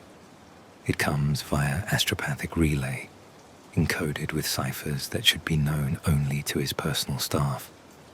The message is brief, almost casual in its tone. Inquisitor Mavren, your investigation proceeds admirably. You have gathered evidence from Pluto, Ultramar, and Kiervar. Soon you will speak with Valdez, who will tell you about an encounter that may or may not have been genuine. Each step brings you closer to understanding, or perhaps closer to the conclusion we prepared for you. The question you should be asking is not which twin died where. The question is, why do you believe there were only two? Consider the possibility that Alpharius and Omegon were merely the visible heads of a much larger organism. Consider that every Alpha Legion warrior might carry a fragment of their primarch soul, distributed and preserved across thousands of bodies. Consider that the deaths on Pluto and Eskrador were real, meaningful, and completely irrelevant to the Legion's continued function. We are Alpharius. We are Omegon. We are Legion. And you, Inquisitor, are exactly where we need you to be. The message ends there, leaving Mavren staring at the data slate with mounting horror. How could they know his itinerary? His ship's route is classified at the highest levels, known only to his bridge crew and sealed by multiple layers of encryption.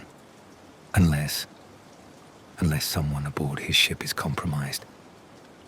Or unless the Alpha Legion's intelligence network is so comprehensive that they can track inquisitorial vessels through means the Imperium has not yet identified. Or unless they have been guiding his investigation from the beginning, using evidence planted specifically to lead him along this exact path, toward this exact moment of revelation. Mavren orders an immediate security lockdown of the entire ship. Every crew member, from his most trusted acolytes to the lowest maintenance servitor, will undergo deep scanning for signs of compromise, bioscans, psychic probes, loyalty testing that borders on the illegal, even by inquisitorial standards. The process takes 3 days and yields nothing. No taint, no infiltrators, no evidence of compromise.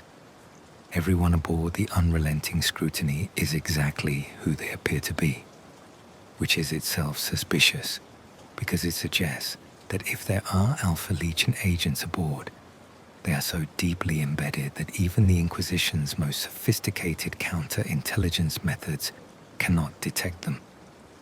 Or it suggests that no agents are needed, because Mavren himself is unknowingly executing a plan laid out for him 10,000 years ago. The investigation continues toward its inevitable destination, and with each passing day, Mavren becomes more certain that he is not discovering truth. He is fulfilling someone else's design, playing his assigned role in a performance whose final act remains hidden behind layers of deception too profound for any single mind to penetrate. The Void Station, designated Port Wanda, floats at the edge of the Coronis Expanse, a sprawling metropolis of metal and desperation, where fortunes are made and lost with equal frequency.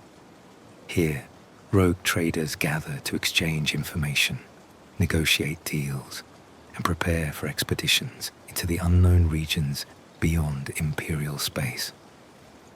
The station's population numbers in the millions, a chaotic mix of merchants, mercenaries, tech priests, and those who exist in the grey areas between imperial law and outright heresy. Mavren's arrival causes barely a ripple in Port Wanda's daily chaos. Inquisitorial presence is not uncommon here. The Ordo Xenos maintains permanent offices to monitor rogue trader activities and ensure that pacts with alien species remain within acceptable parameters. His credentials grant him access to the station's more exclusive districts, where the wealthiest trader dynasties maintain private estates that rival anything found on civilized worlds. Captain Valdez resides in one such estate, a pocket of luxury carved from the station's industrial superstructure. Gardens grow under artificial sunlight, their plants genetically modified to thrive in the station's recycled atmosphere.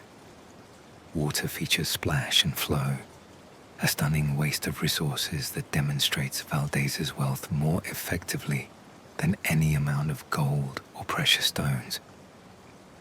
The captain himself is old, even by the standards of those who can afford the best juvenile treatments the Imperium provides.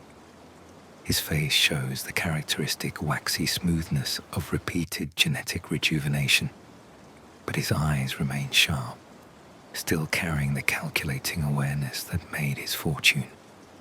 He greets Mavren in a sitting room decorated with the Xenos artifacts that toe the line of what Imperial law allows. Eldar spirit stones rendered inert, orc weapons mounted as trophies, Tau technology stripped of functionality and preserved as curiosities. Valdez has been expecting him. The message was delivered weeks ago through inquisitorial channels, a formal request for testimony about an encounter that occurred 5 centuries past. The captain pours amasec from a crystal decanter, the liquor amber and smooth, worth more than most imperial citizens will see in their lifetimes.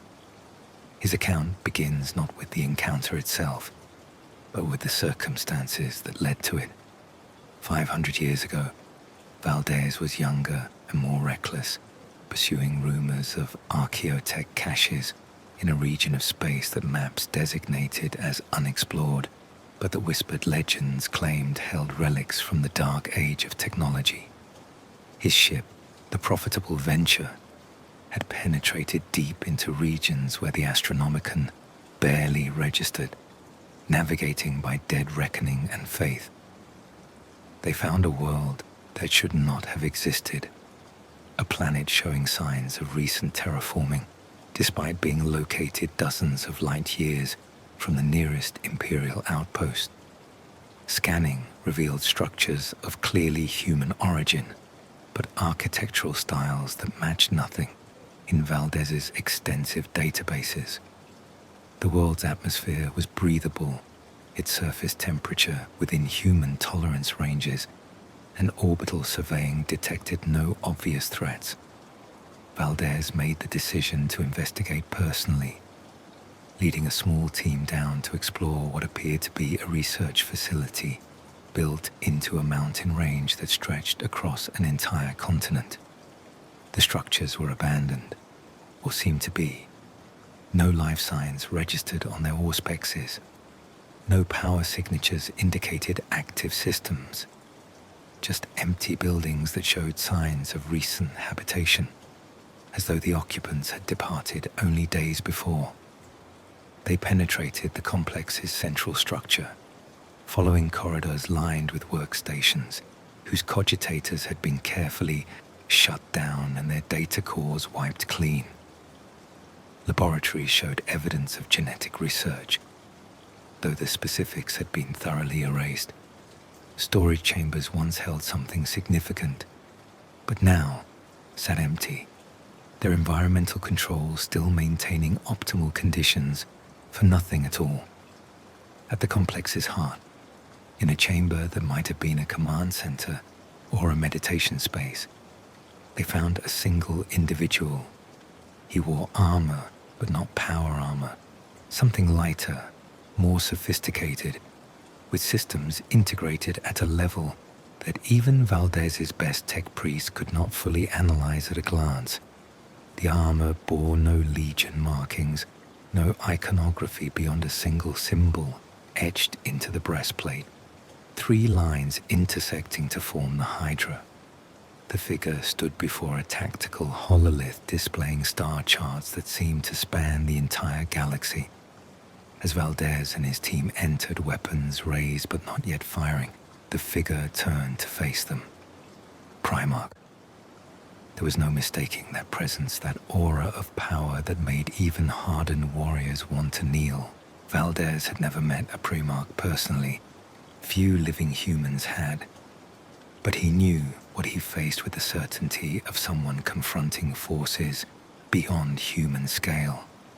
The figure did not attack, did not threaten, simply stood and watched as Valdez's team fanned out in a tactical formation that would have been laughable against a Primarch had he chosen violence. When the figure spoke, his voice carried harmonics that seemed to resonate in multiple frequencies simultaneously, as though 2 people spoke with perfect synchronization. Captain Valdez, you have traveled far from established routes. Are you seeking something specific, or simply exploring for its own sake?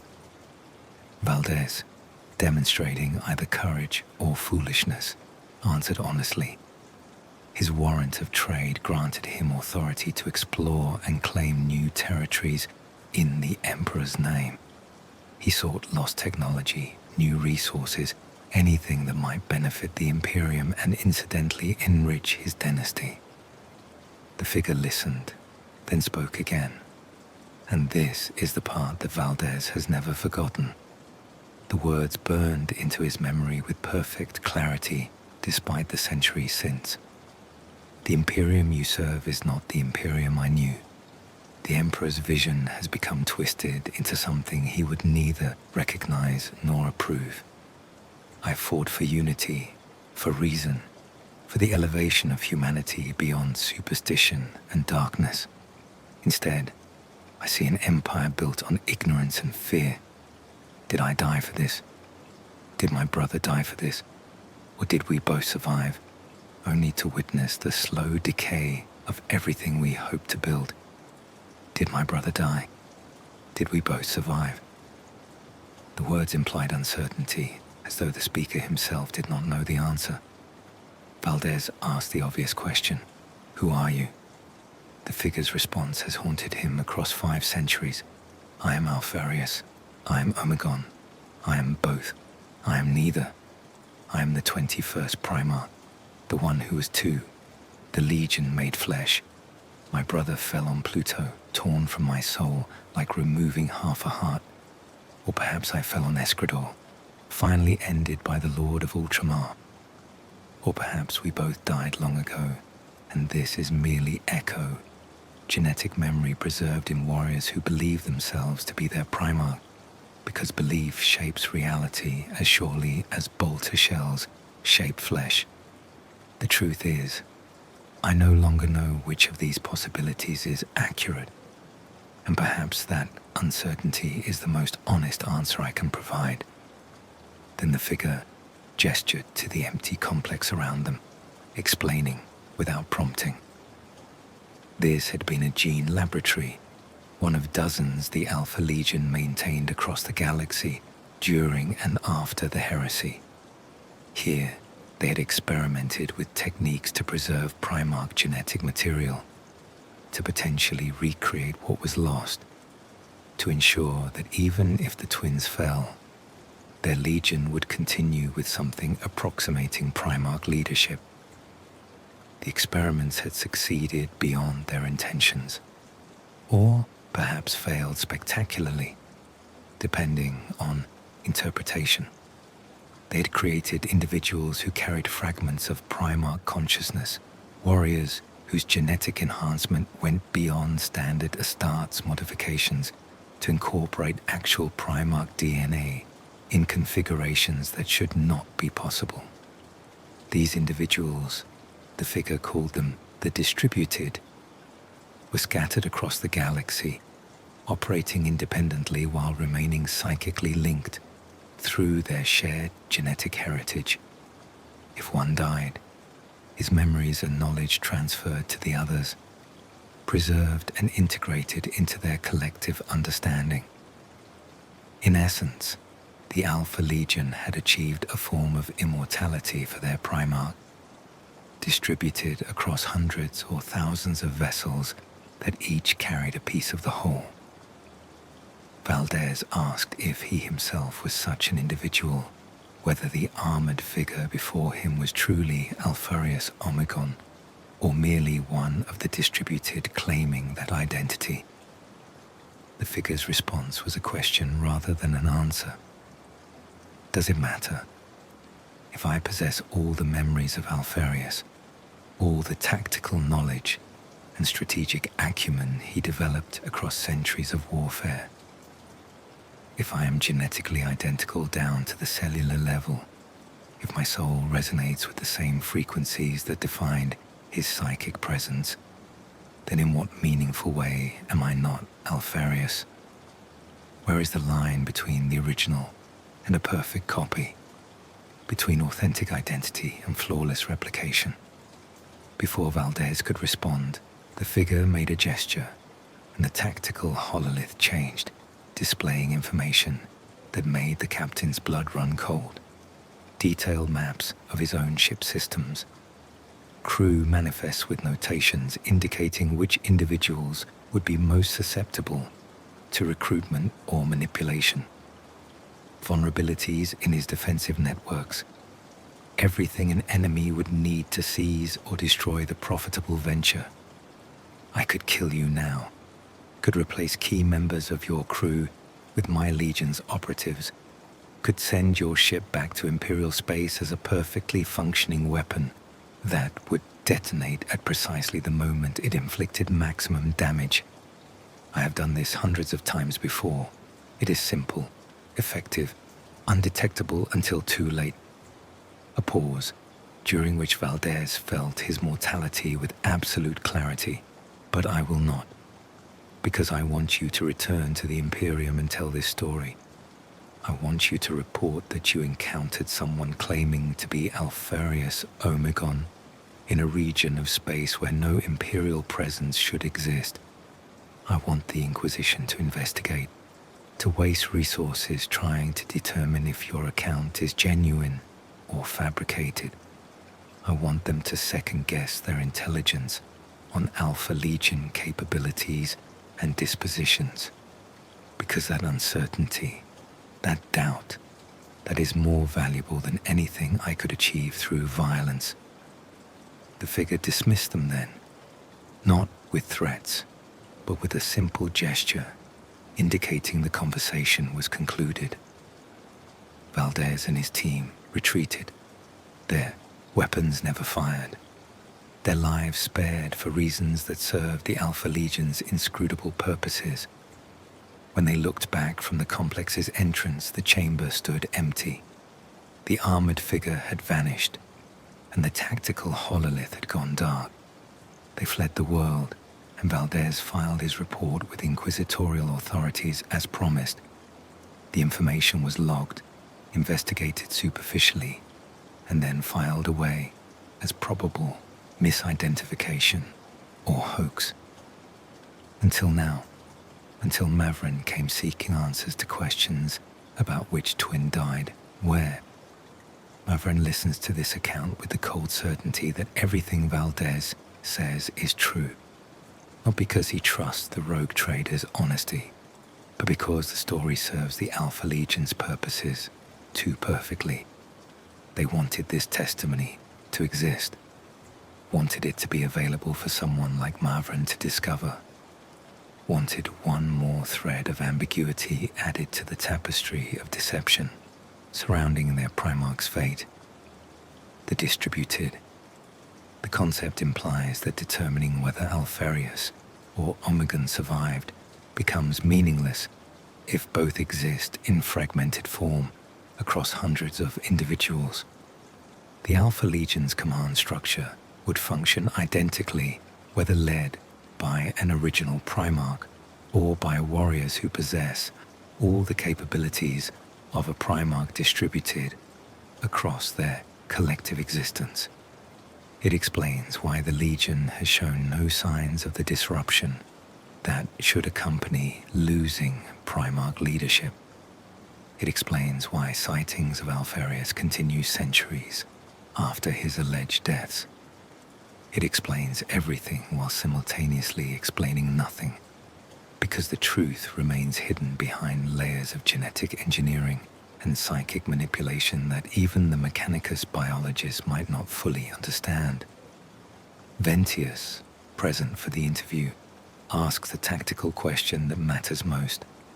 If the Alpha Legion has achieved this distributed primarch existence, what is their objective?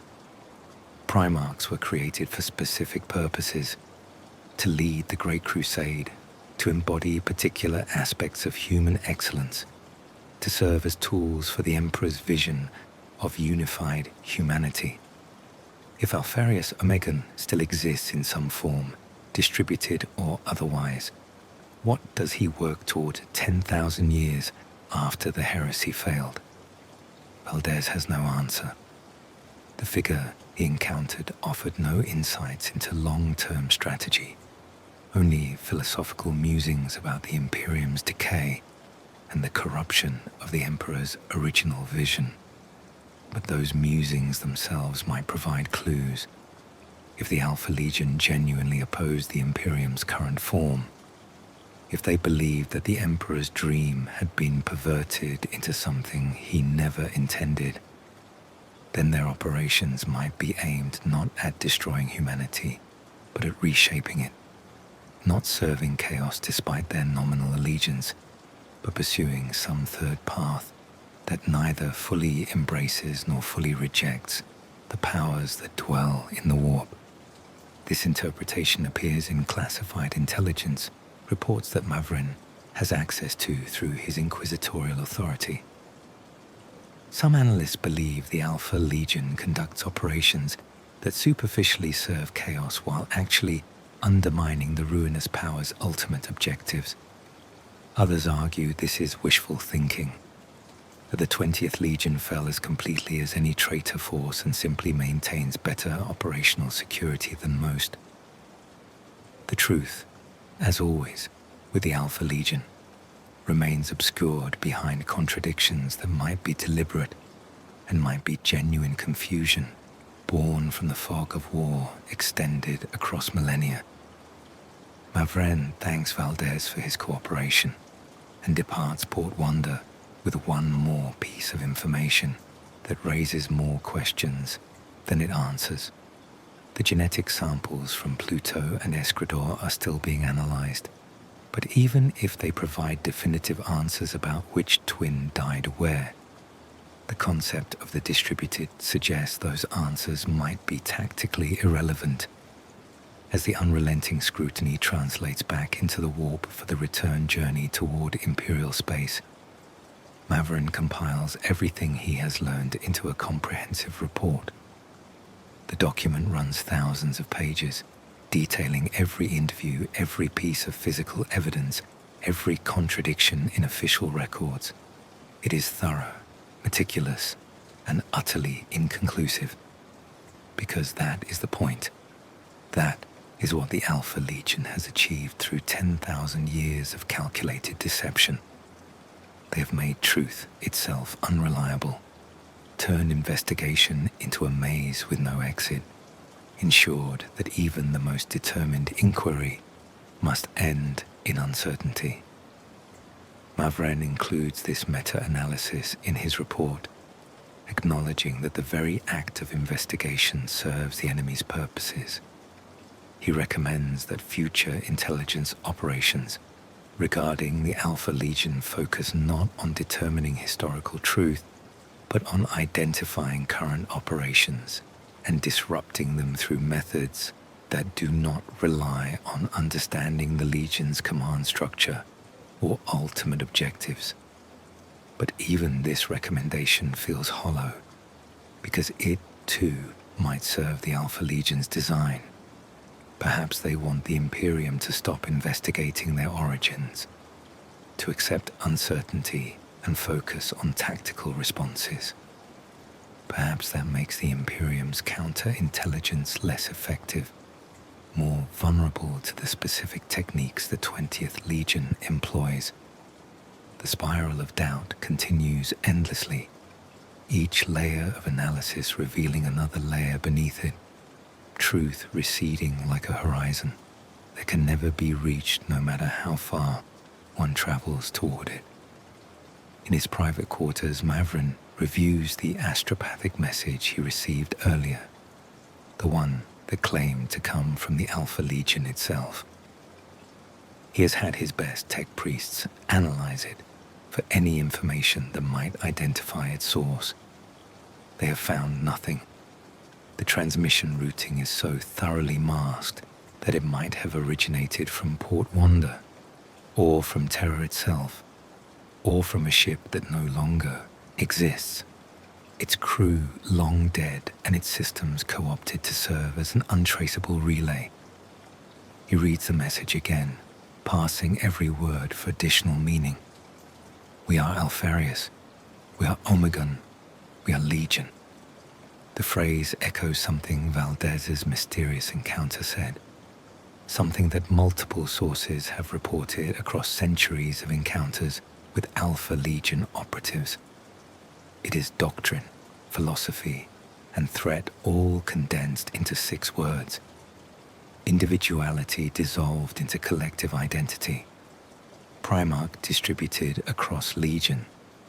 Each warrior carrying a fragment of something larger, something that transcends physical death because it exists in concept as much as in flesh. Mavren finally understands what he faces, why his investigation was always doomed to fail. He's been trying to determine which individual died where, but the Alpha Legion has evolved beyond individual existence.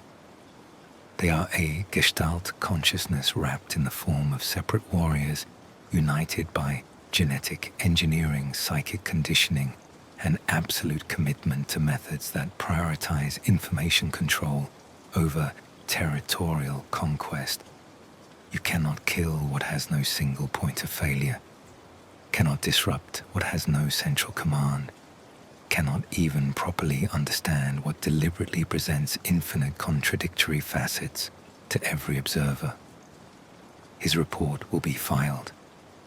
Other Inquisitors will read it and draw their own conclusions. Some will believe Alpharius died on Pluto.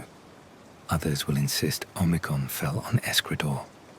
Still others will propose that both survive, or that neither did, or that the question itself is meaningless. And through all of this debate, all this expenditure of imperial resources on trying to answer questions that have no definitive answers, the Alpha Legion continues its work, whatever that work may be, serving chaos, or opposing it, or pursuing objectives so complex that even characterizing them as aligned with or against any particular faction becomes impossible. Mavren seals his report with his personal sigil and encrypts it for transmission to the highest levels of the inquisitorial authority. Then he sits in darkness, listening to the unrelenting scrutiny's engines hum as they push the ship through the immaterium toward destinations unknown. Behind him, unseen and unremarked, a servo skull's optical sensors glow briefly in the darkness. Data streams from the skull's memory core to receivers that should not exist on an inquisitorial vessel. Mavren's entire report, every word of it, uploads to networks that stretch across the galaxy. The Alpha Legion receives the information it orchestrated, reviews conclusions it shaped through 10,000 years of preparation, and marks another phase of its eternal design as complete. Somewhere, in places that might be real or might exist only in shared consciousness distributed across countless minds, a voice that might be Alpharius, or might be Omegon, or might be something else entirely whispers into darkness. The investigation concludes as predicted.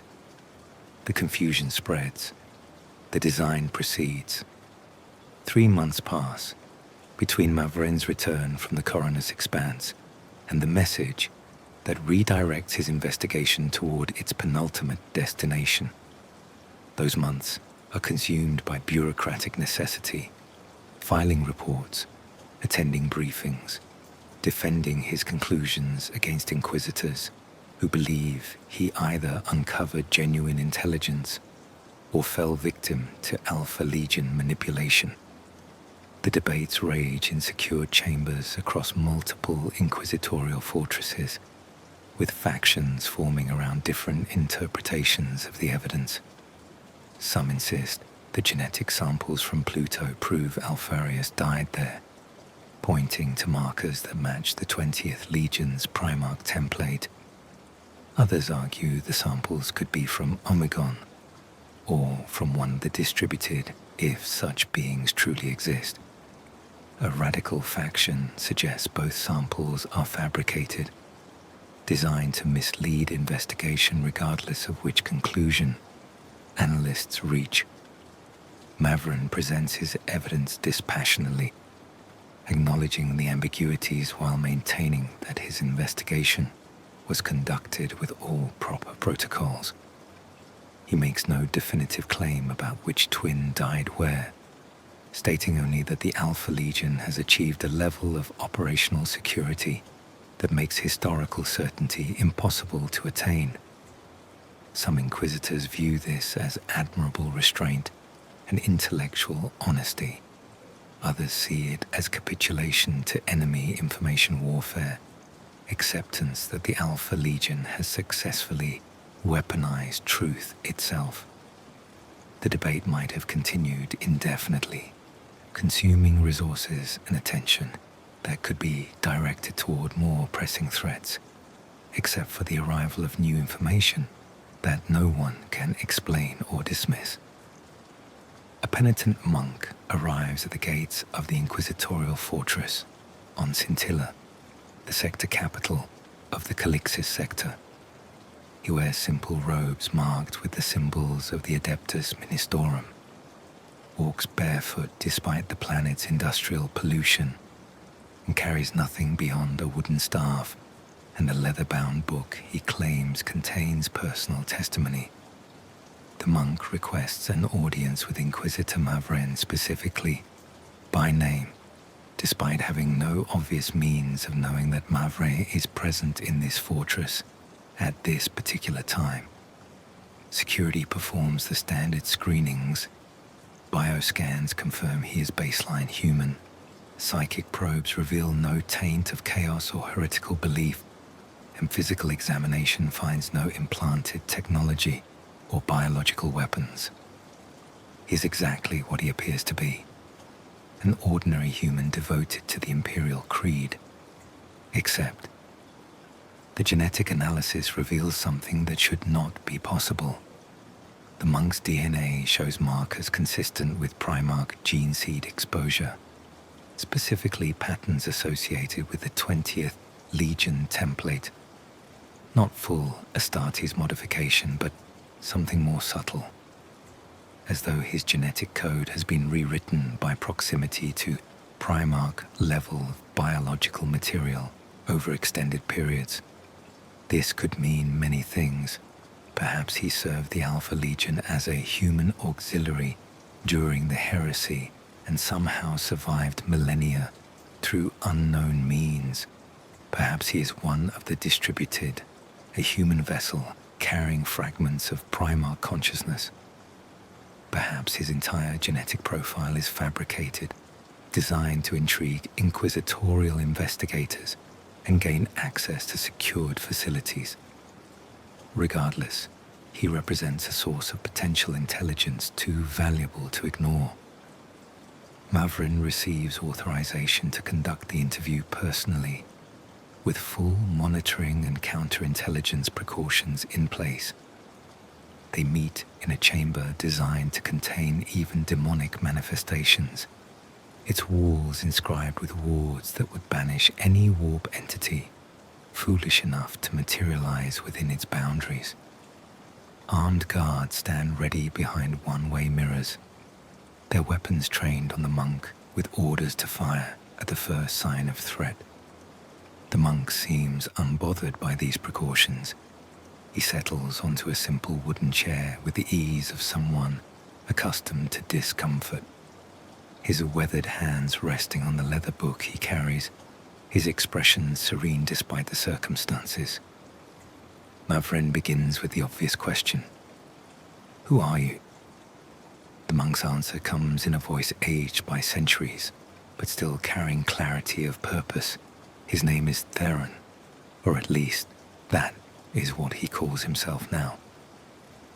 His original name was lost long ago, discarded along with the identity he carried during the heresy. He served the Alpha Legion as a sparatoi, one of the enhanced human operatives the 20th Legion employed for missions where even disguised Astartes would be too conspicuous. He was present at Pluto, part of the infiltration teams that penetrated Terra's defenses and prepared the way for Alpharius' assault. He witnessed the primary command center on Hydra, stood mere meters away as strategic decisions were made that would shape the Solar War's opening phases. And he was there, in the final moments, when Rogal Dorn teleported into the facility and confronted the Alpha Legion Primarch. What he saw in those moments contradicts every official account and yet somehow aligns with all of them simultaneously. Two Primarchs fought on Hydra. Not Dorn and Alpharius, though both were present. Alpharius and Omegon facing each other in the command center while Imperial fists closed in from every direction. The twins were arguing, their voices low and intense, about something that Theron could not fully hear over the sounds of combat echoing through the facility. When dawn arrived, one twin immediately attacked the Praetorian while the other hesitated, stood watching as his brother engaged Dawn in lethal combat. The battle was brief, brutal, and ended with the Imperial fists, Primarch's blade driven through the attacking twin's chest. But which twin fell? The one who attacked wore armor marked with the symbols Theron had always associated with Alpharius. The one who watched wore armor that could have belonged to either twin or to no one at all, its markings ambiguous. Before dying, the fallen twin spoke words that Theron heard clearly, despite the chaos surrounding them. Brother, you know what must be done. The long game requires long sacrifice. The surviving twin stood silent as Dawn claimed his victory, made no move to continue the fight or mourn his fallen brother. When the Imperial fists began their purge of the facility, this second twin activated some device that flooded the chamber with blinding light. When vision cleared, he had vanished, and Theron found himself alone among the dead. He should have died there. Imperial fists do not take prisoners from traitor forces. and his augmented nature marked him as too dangerous to allow capture. But something saved him. A distortion in the facility's architecture that opened passages where none had existed, corridors that led him through impossible spaces until he emerged on Hydra's surface, far from the battle site. He escaped Pluto aboard a merchant vessel, hidden among the exodus of civilians fleeing the system's escalating violence. For years he drifted through the Imperium, always moving, never settling, carrying the weight of what he had witnessed.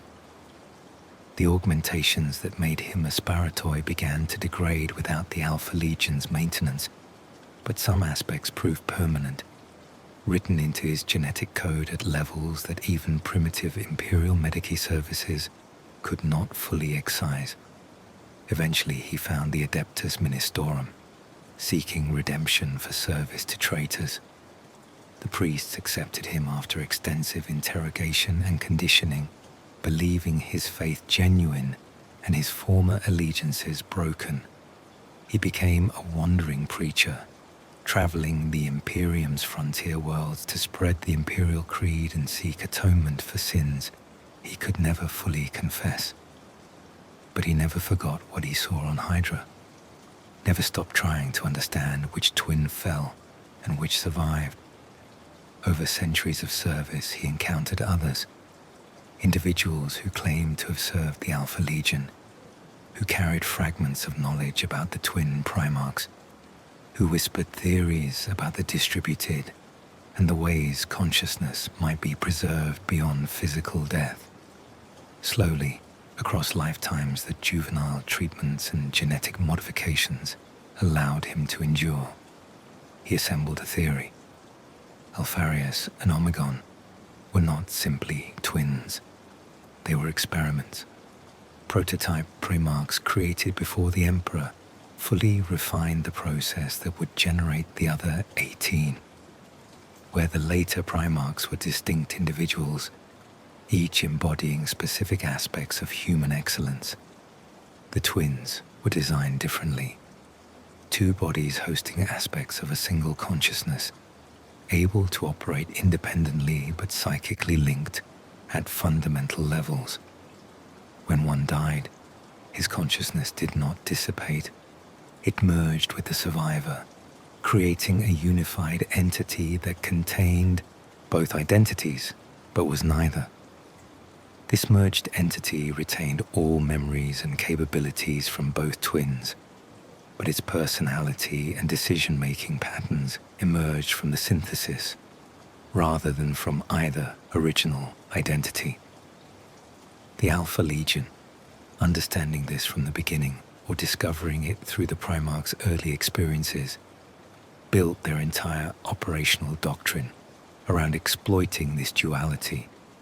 They created the myth of Alpharius as a single entity while maintaining Omegon's existence as a backup and alternative command path.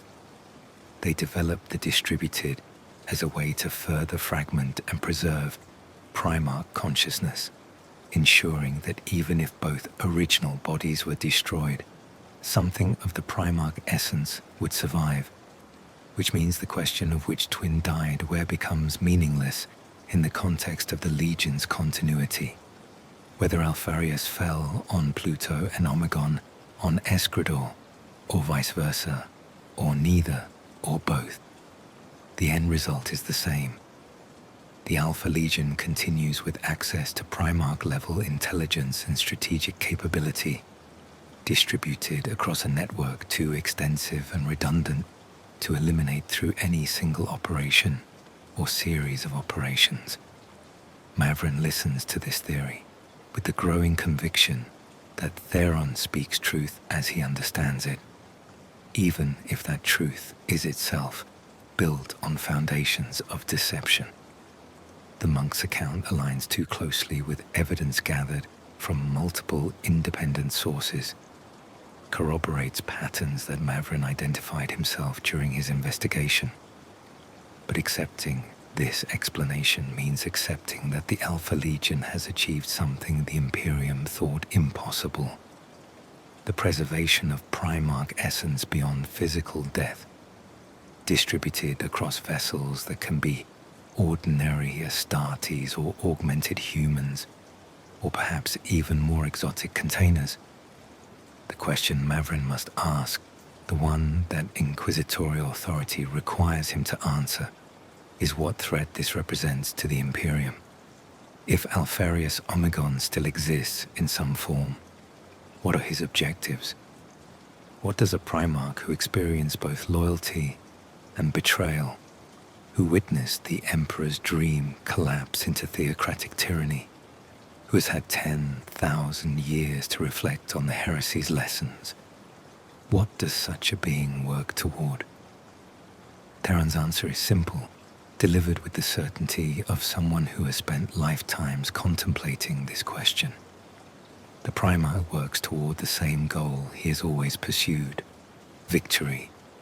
But victory defined not as conquest or destruction, but as the implementation of a strategy so complex and long-term that even its participants might not fully understand their role in its completion. The Alpha Legion's operations over 10 millennia have followed patterns too consistent to be random, too coordinated to be the result of fragmented warbands operating independently. Someone directs them. Someone maintains strategic coherence across thousands of individual cells and operations, whether that someone is the original Alpharius Omegon or a merged consciousness born from their deaths, or a distributed intelligence embodied across the distributed. The effect is the same. The 20th Legion remains unified in purpose even while appearing shattered and chaotic, remains capable of executing plans that unfold across centuries even while seeming to react to immediate tactical circumstances, remains loyal to something, though whether that something is chaos, or the Emperor's original vision, or some third path that transcends both, that remains the final mystery. Theron offers his leather-bound book to Mavren, explaining that it contains his personal testimony, recorded across centuries, accounts of encounters with individuals who might have been the Primarch in various forms, observations about Alpha Legion operations that suggest underlying coherence, theories about the distributed and the methods used to preserve consciousness across multiple vessels. It is not proof, cannot be verified through any conventional means, but it represents one man's lifetime of investigation into the same questions that have consumed Mavren's attention. Mavren accepts the book with reverence due to such dedication. Whether Theron is a genuine penitent seeking redemption, or another Alpha Legion operative so deep in his role that even he believes the performance, his testimony provides valuable perspective on an enemy that the Imperium has consistently failed to fully understand. The interview concludes with standard protocols: more screening, more analysis, more attempts to verify or falsify Theron's claims. He submits to all of it with patient acceptance, seeming almost grateful for the skepticism because it validates the importance of what he witnessed. As Theron is escorted to secure quarters where he will be held pending final security clearance, Mavren opens the leather book and begins to read. The handwriting is precise, organized by date and location, each entry documenting encounters or observations with meticulous detail. One entry catches his attention immediately, dated approximately 3 months ago. Arrived on Scintilla. Located the inquisitorial fortress through methods that troubled my conscience but which I believe necessary. Confirmed that Inquisitor Mavren is conducting an investigation into the twin Primarchs. I must reach him. must provide my testimony before the investigation concludes. Because I know how it will end. I know what conclusion he is meant to reach, and perhaps, if I can share what I witnessed on Hydra, he might understand the trap before it closes completely. The trap. Mavren's blood runs cold. If Theron knew about his investigation 3 months ago, before Mavren himself had finalized his initial reports. If the monk could predict the investigation's trajectory, then perhaps Theron too is part of the design. Another piece of evidence carefully placed where it would be found, another witness whose testimony shapes understanding in directions the Alpha Legion desires. Or perhaps Theron is genuine, and his warning represents a desperate attempt to alert Mavren before it is too late. Or perhaps both interpretations are simultaneously correct, because at this level of strategic deception, truth ceases to have singular meaning. Mavren continues reading the book through the night, absorbing centuries of observation and theory. When dawn comes, he has reached no definitive conclusions, only deeper appreciation for the sophistication of what he faces. The investigation must continue toward its inevitable conclusion.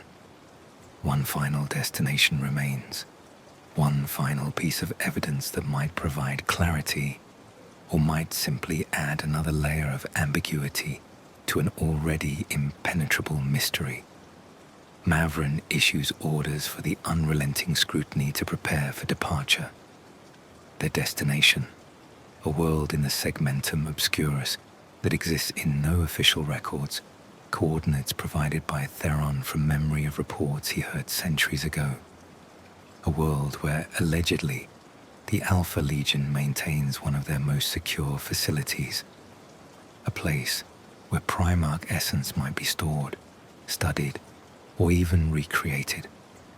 A place where truth might finally be found, if truth is what anyone actually seeks at the end of this investigation. As the ship prepares for transit, Mavren compiles an update for Inquisitorial authority. His message is brief, acknowledging that he pursues one final lead, but offering no promises about what he might discover. What he does not include in his official report is the growing certainty that he has been following a script written for him long before his birth, fulfilling a role in a design so vast that even recognizing its existence might be insufficient to escape its influence. The Alpha Legion has had 10,000 years to prepare for this investigation, 10,000 years to place evidence, cultivate witnesses, engineer contradictions that would drive any inquiry towards specific conclusions. Against such patient, methodical preparation, what chance does any individual investigator have of discovering authentic truth? The answer, Mavren suspects, is none. But he will follow this path to its conclusion regardless, because that is what duty requires. Because even if every step serves the enemy's design, refusing to step would serve that design equally well. Because at a certain level of strategic deception, the only choice is to proceed with full awareness of manipulation and hope that awareness itself provides some defense against the worst outcomes. The unrelenting scrutiny departs Scintilla 3 days later, carrying Mavren, his acolytes Ventius, and the monk Theron toward a destination that promises either revelation or the final confirmation that truth has become irretrievable. Behind them, in the depths of the Inquisitorial fortress, a data clerk performs routine maintenance on the facility's cogitator networks. His movements are mechanical, efficient, drawing no attention from security monitors. He has worked here for 12 years, passed every screening, earned trust through years of reliable service. As he works, he transmits data through channels that should not exist, sending copies of Mavren's investigation reports to receivers scattered across the galaxy. The transmission is brief, encrypted in ways the Imperium has never encountered, and completes before anyone could notice, even if they were specifically watching for such activity. The data clerk continues his work, his mind carrying no memory of what he just did. The conditioning runs so deep that not even he knows what he truly serves. What masters shaped him into a weapon, too subtle for any defense to detect. The Alpha Legion watches, the design proceeds, and the investigation moves toward its final phase, where every layer of deception will be stripped away to reveal what? Truth?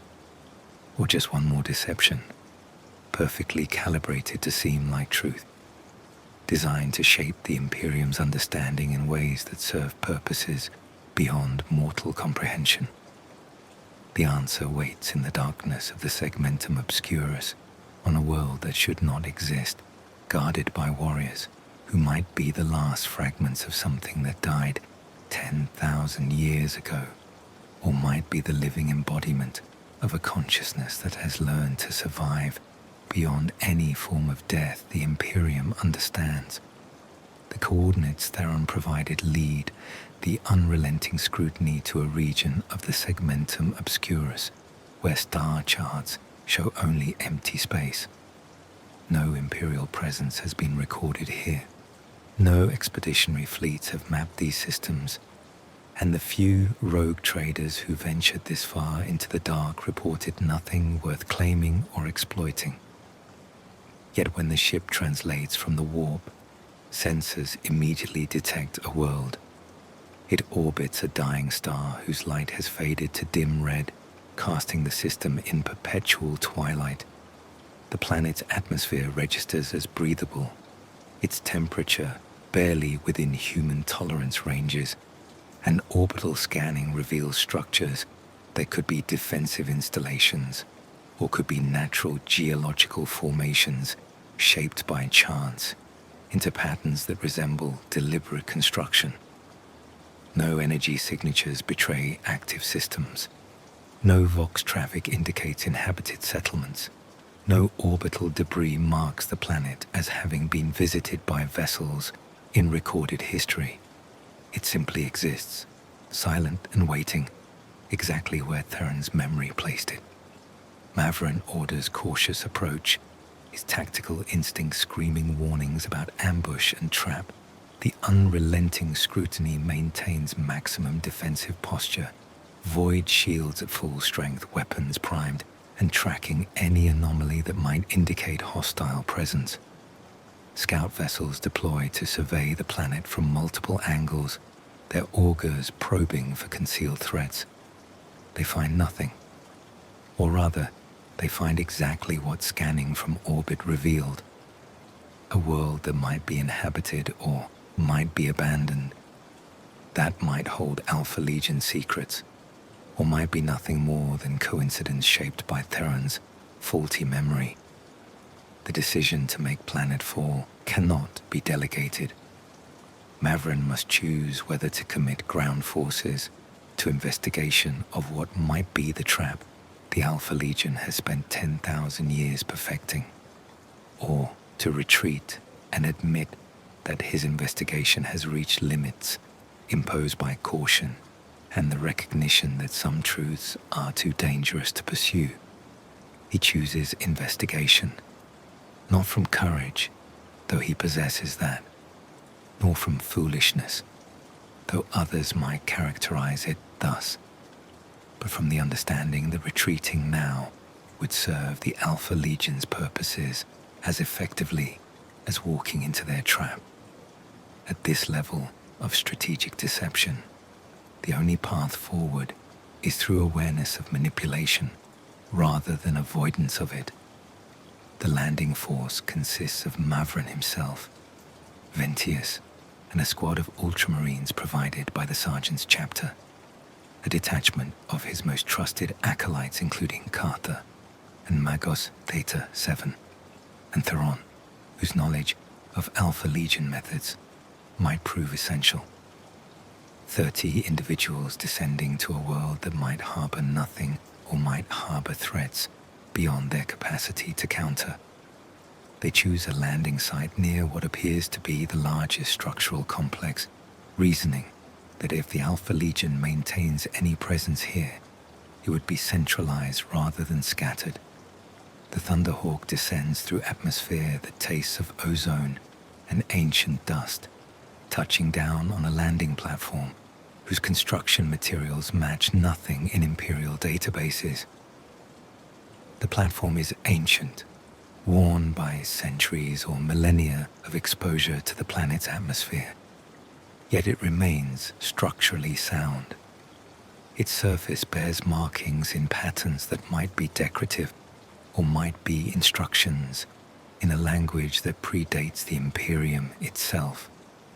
At its center, a single symbol has been inscribed with obvious care, 3 lines intersecting to form the Hydra.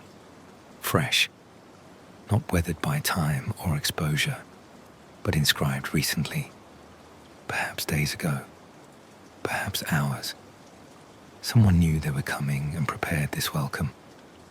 The complex beyond the platform rises like a geometric growth from the planet's surface, its architecture following principles that satisfy the eye while defying easy analysis.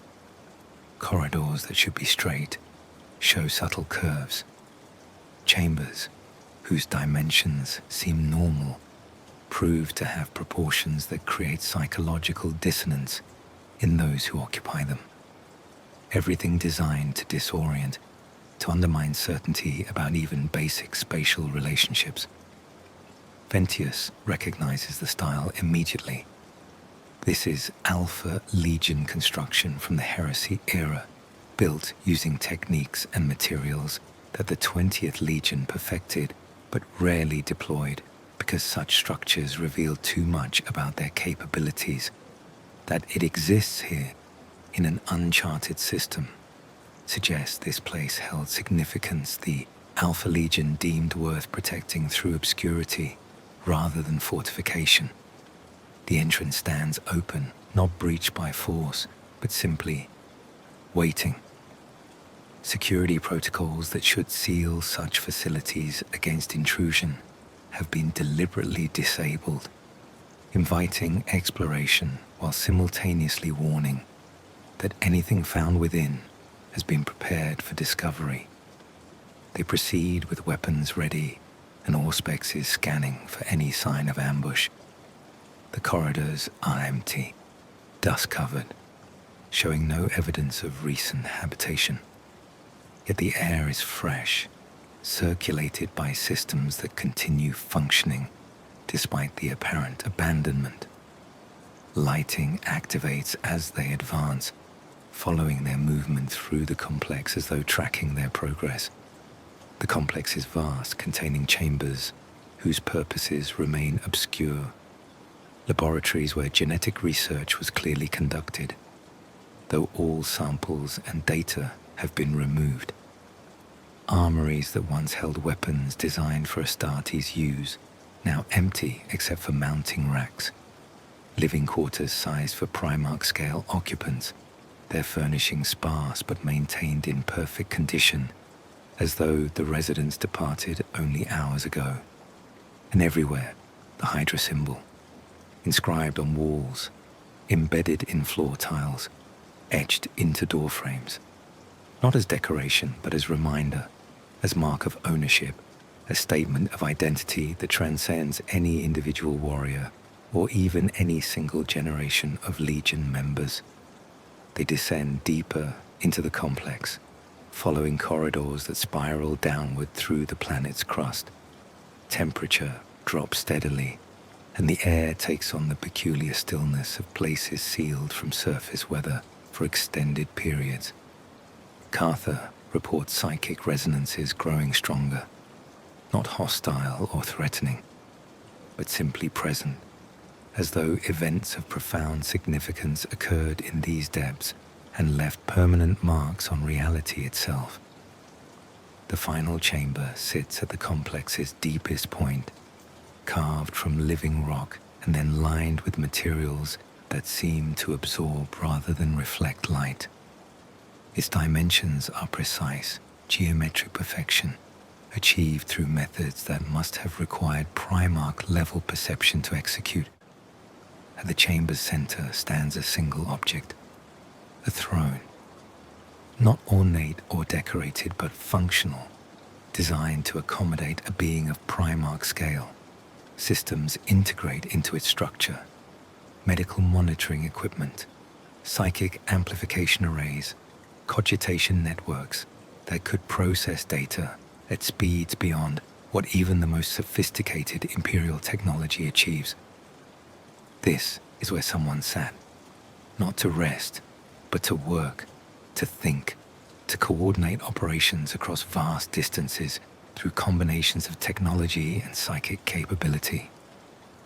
Upon the throne seat rests a data crystal, placed with obvious intention where it cannot be missed. No dust covers it. No sign of age degrades its surface. It sits waiting, a message left by someone who knew precisely when it would be found, and by whom.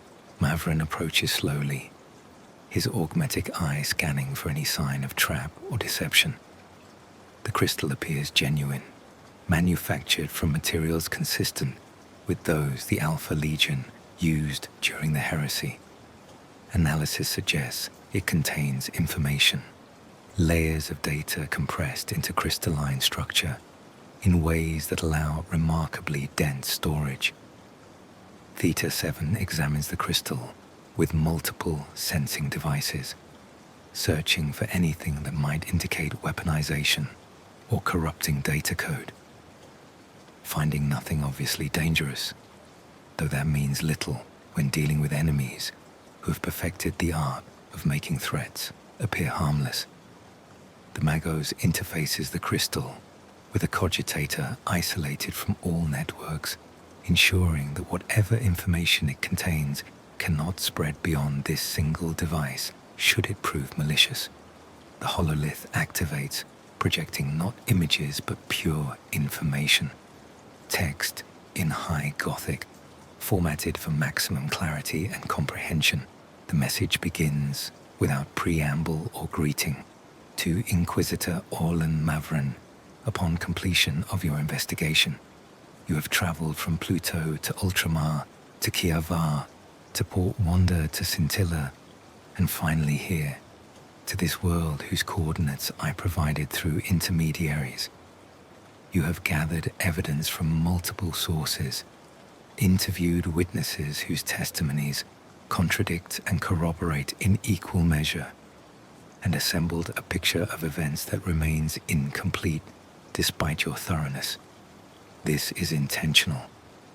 I am Alpharius Omegon. I am the 20th Primarch, the twin who was one, the one who became two, and ultimately the two who merged into something that transcends either original identity. I speak to you now from a time before your birth, recording this message in the years following the heresy's conclusion, knowing that eventually someone like you would seek answers to questions about which twin died where. The answer is both, neither. The question is meaningless. My brother died on Pluto, torn from our shared soul by a Rogal Dorn's blade. I felt his death across the gulf of space, experienced the agony of having half of myself removed with surgical precision. The pain was absolute. The loss was permanent. I became diminished, incomplete, no longer fully Alpharius Omegon, but merely Omegon carrying the memory of what we were together. Years later, I faced Roboute Guilliman on Eskrador, and I too fell to his blade. Felt Storm's teeth pierce my chest. Felt my life draining away onto volcanic stone. In those final moments, I understood what my brother experienced on Pluto. Understood that death for beings like us is not simple cessation but transformation. Our consciousness released from physical constraint to seek new vessels. But I also understood that the Legion needed Primarch leadership to survive the millennia ahead, needed something that could provide strategic coherence across centuries and light years, needed an answer to the problem of how to preserve Primarch essence when Primarch bodies prove mortal after all. So I created the Distributed, not immediately, not through any single act of genetic engineering, but gradually, across decades of preparation. Selected warriors from among the most loyal and capable Legion members, modified them with genetic material extracted from my own flesh, linked them psychically through techniques that the Emperor himself would have found disturbing in their sophistication, created a network of vessels that could each carry fragments of Primarch consciousness and together function as a distributed intelligence that transcends individual death. When I fell on Eskrador, my consciousness did not dissipate. It flowed into the Distributed, merging with fragments already embedded in their genetic structure. I became them. They became me. We became something that is simultaneously many individuals and a single, unified intelligence. This is what the Alpha Legion has been for the past 10,000 years. Not a collection of independent warbands operating under a shared ideology, but a living organism with distributed consciousness, guided by a primarch who exists everywhere and nowhere simultaneously. Your investigation sought to determine which twin died where. Now you know. Both died. Both survived. We are Legion, in the most literal sense. The message continues, but Mavren's attention fragments, his mind struggling to process implications that seem designed to overwhelm comprehension. If this account is accurate, if Alpharius Omegon truly achieved distributed consciousness across thousands of vessels, then the Alpha Legion cannot be eliminated through any conventional means. Every warrior might carry fragments of their Primarch. Every cell might contain distributed intelligence that survives individual deaths. But this message itself might be the ultimate deception, might be designed to make the Imperium believe the threat is larger and more sophisticated than reality warrants, might serve purposes that have nothing to do with truth and everything to do with shaping enemy perceptions toward outcomes that benefit the Alpha Legion. The message concludes with words that seem to address Mavren's skepticism directly. You doubt this account. You recognize it as potentially the most elaborate deception yet, designed to make you believe in threats that do not exist. This doubt is reasonable. It is expected. It is, in fact, the point. The Alpha Legion's greatest weapon is not distributed consciousness or genetic engineering or any specific technological capability. Our greatest weapon is the uncertainty itself. As long as you cannot determine what is true, you cannot effectively counter it. As long as every piece of evidence might be genuine or might be fabricated, you cannot trust any conclusion you reach. This investigation has consumed months of your life and significant Imperial resources. My report will generate debates that last decades, influencing policy decisions and resource allocation across multiple sectors. And through all of this expenditure of attention and assets, the Alpha Legion continues its work, pursuing objectives you cannot see because you are too focused on questions about historical events that may or may not have occurred as recorded. Welcome, Inquisitor, to the long game.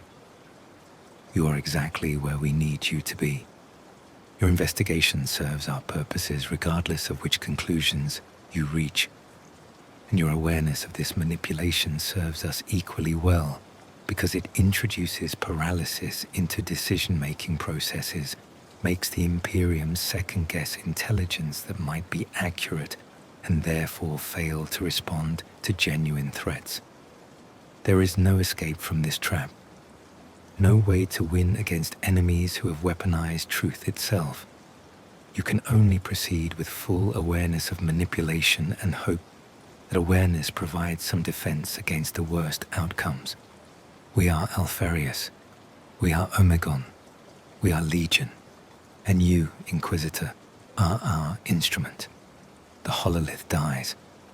Silence fills the chamber, broken only by the sound of breathing and the distant hum of systems maintaining the complex's life support.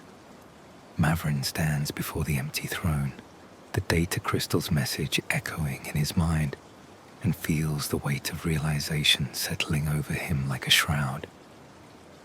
Every step of his investigation has served the Alpha Legion's purposes. Every witness was placed for him to find. Every piece of evidence was curated to shape his understanding. Even his awareness of manipulation has been anticipated, incorporated into designs laid down 10,000 years ago by beings who understood psychology and strategy at levels beyond human comprehension. He has not been investigating. He has been performing, playing his assigned role in a design whose purpose extends far beyond simply concealing which twin died where. Ventius breaks the silence, his voice carrying the flat affect of someone who has suspected this outcome but hoped to be proven wrong. The Ultramarine Sergeant suggests destroying the complex, erasing this evidence so thoroughly that no one else can fall into the same trap. Orbital bombardment followed by cyclonic torpedoes, ensuring nothing survives to mislead future investigations. But Mavren recognizes the futility of such gestures. The information is already distributed, already seeded throughout his reports and the testimonies he has gathered. Destroying this one location would achieve nothing except a waste of resources on symbolic actions that serve no tactical purpose. The Alpha Legion has won, not through force of arms or territorial conquest, but through patient manipulation that turned investigation itself into a weapon against those who sought answers.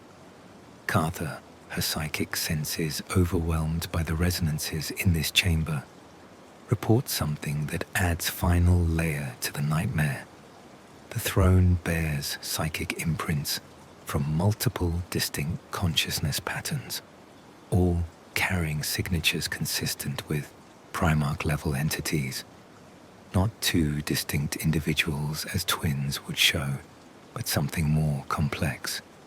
A consciousness that divided and merged and divided again, flowing between vessels as tactical circumstances required. The distributed might be real, or the psychic evidence might be fabricated through techniques the Alpha Legion developed specifically to deceive even the most skilled psychers. There is no way to determine which interpretation is accurate, which itself confirms everything the message claimed about the weaponization of uncertainty. Mavren makes the decision that duty requires. They will return to the unrelenting scrutiny.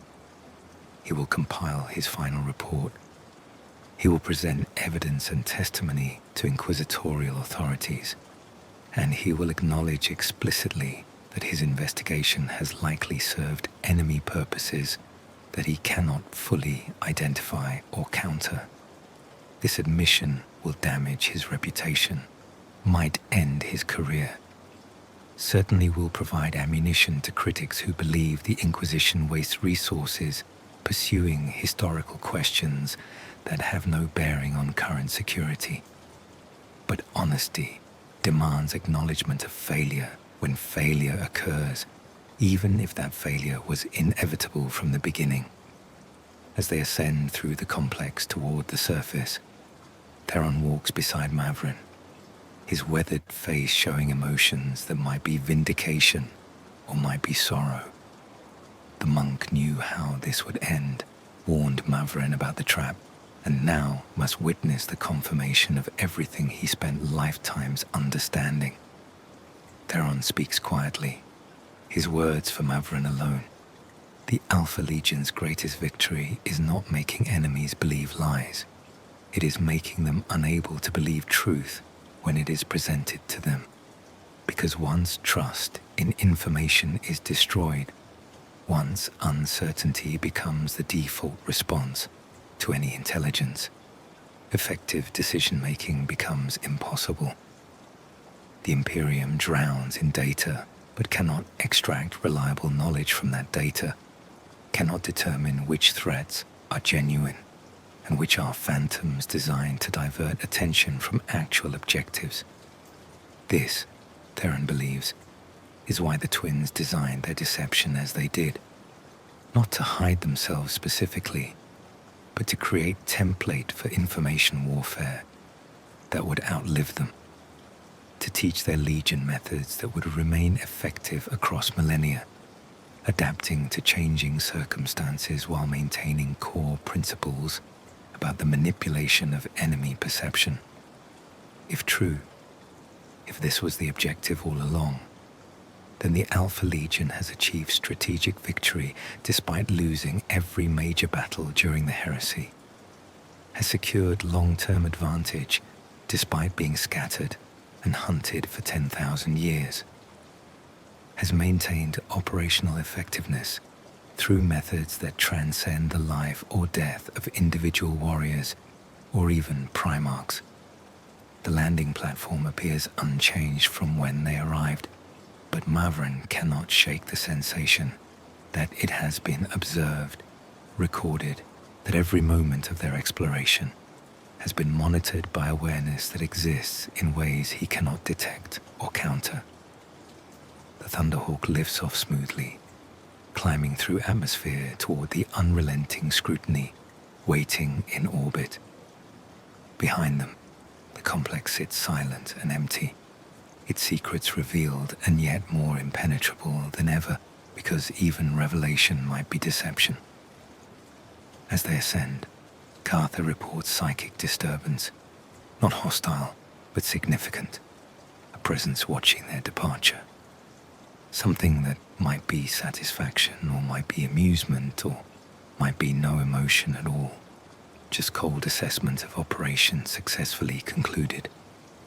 And it fades, and they're alone in the Thunderhawk, surrounded by silence and the understanding that their investigation has reached its conclusion without providing any conclusions that can be trusted. The journey back to Imperial space passes in contemplative silence. Mavren spends hours in his private quarters compiling the final report that will define his investigation's outcome and likely influence how the Imperium understands the Alpha Legion threat for generations to come. The report is exhaustive, documenting every location visited, every witness interviewed, every piece of physical evidence collected. He presents the genetic analysis from Pluto and Eskrador, acknowledges the ambiguities and contradictions, explains why definitive conclusions remain impossible, despite thorough investigation. Most significantly, he includes the message from the Ghost World, along with extensive analysis of how that message itself might serve Alpha Legion purposes, regardless of whether its content is accurate. He explains the concept of distributed primarch consciousness as presented by Alpha Legion sources, while noting that this concept could be genuine strategic innovation or could be misinformation designed to make the threat seem larger than reality warrants. The report concludes with recommendations that Mavren knows will be controversial. He argues that the Imperium should cease attempting to determine historical truth about Alpha Legion primarch deaths, recognizing such investigations as resource drains that serve enemy purposes. Instead, focus should shift to identifying and disrupting current Alpha Legion operations based on observable patterns rather than assumptions about command structure. He also recommends that intelligence services develop new methodologies for evaluating information specifically when dealing with the Alpha Legion, protocols that acknowledge the deliberate weaponization of truth and uncertainty. Traditional intelligence analysis assumes that sufficient evidence eventually reveals accurate understanding. Against enemies who engineer evidence to support multiple contradictory conclusions simultaneously, this assumption fails. The report will not satisfy anyone. Those who wanted definitive answers will see it as capitulation.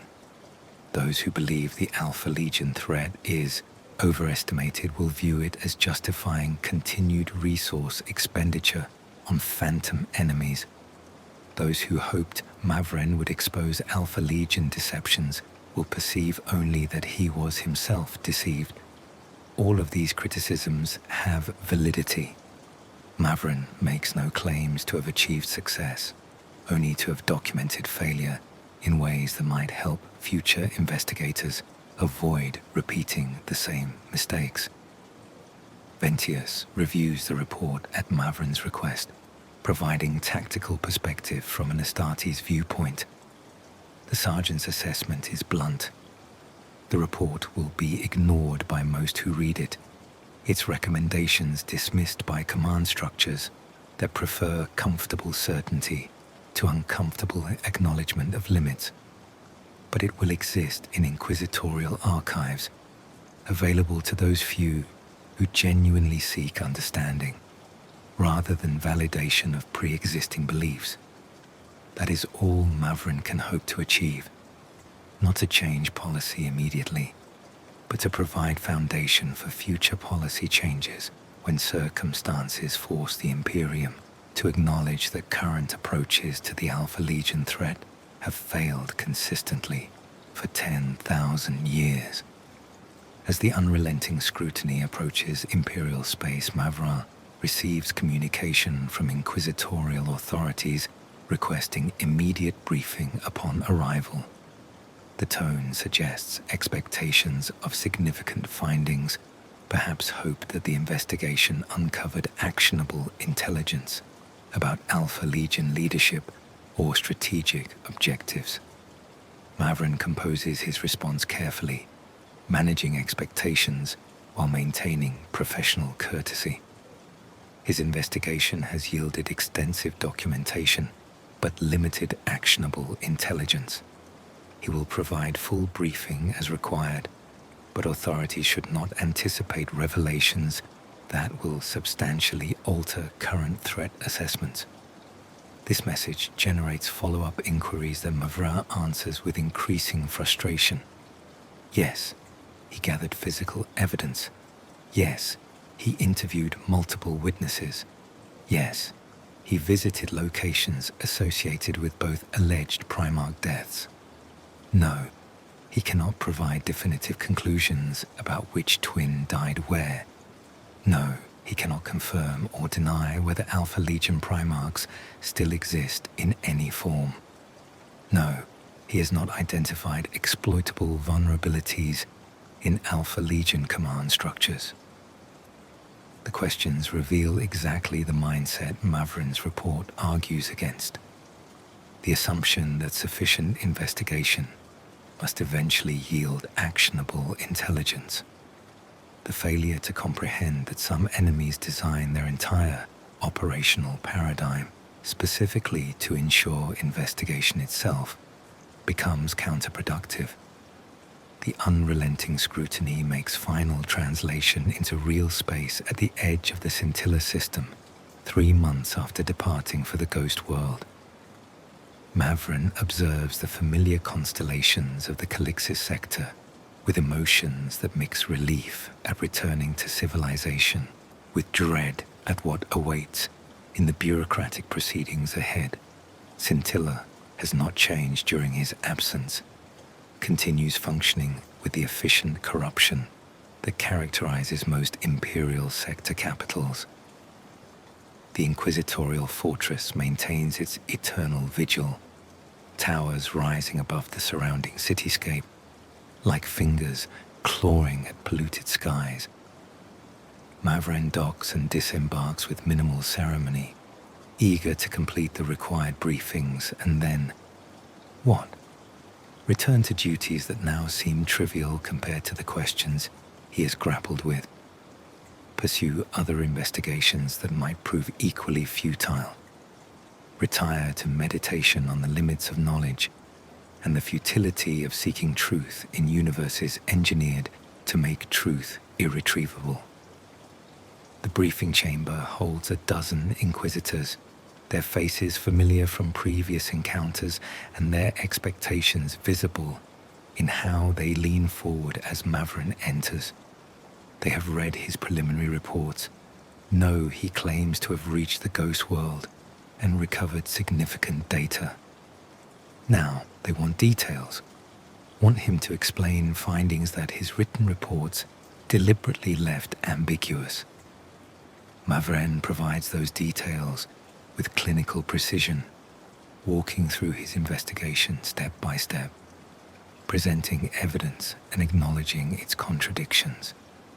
He describes the message on the ghost world, explains how it frames the entire investigation as manipulation, argues that his very awareness of this manipulation was anticipated and incorporated into Alpha Legion designs. The response is precisely what he expected. Disbelief mixed with frustration.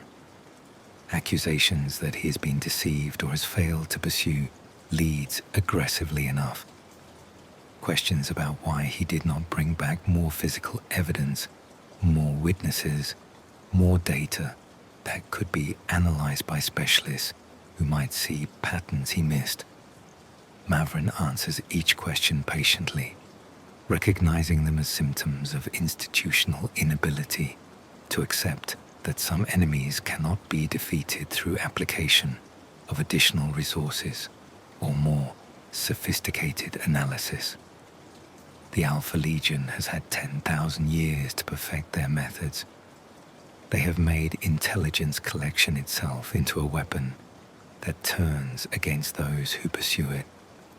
One Inquisitor, a woman named Hestia, who specializes in Xenos threats, asked the question that cuts to the core issue. If Mavren believes his investigation served Alpha Legion purposes, what would he have done differently?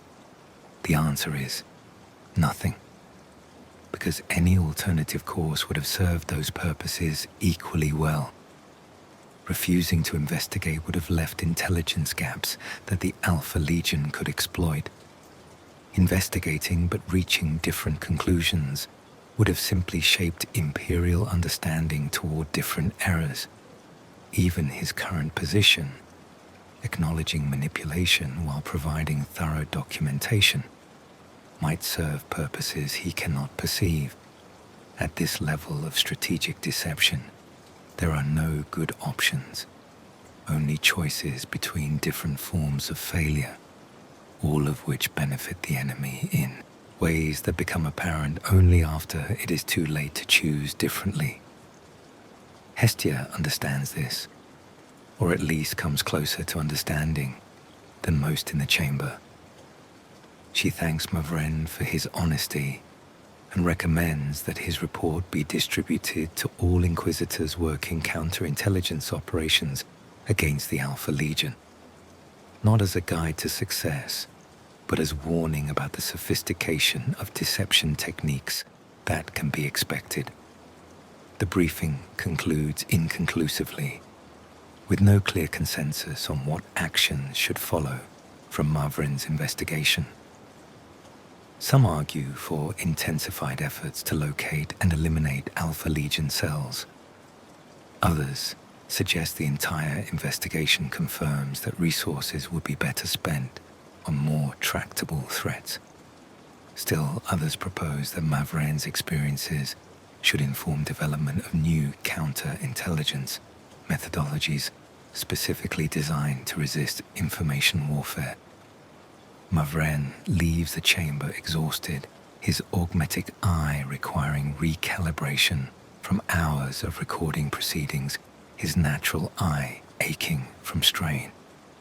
He has fulfilled his duty, provided the report that authorities demanded, and achieved nothing of tactical or strategic value beyond documenting his own failure. Theron waits outside the briefing chamber, his simple robes and wooden staff making him conspicuous among the fortress's usual occupants. The monk has been granted temporary sanctuary while authorities determine whether his testimony warrants formal recognition or whether he should be released to return to his wandering ministry.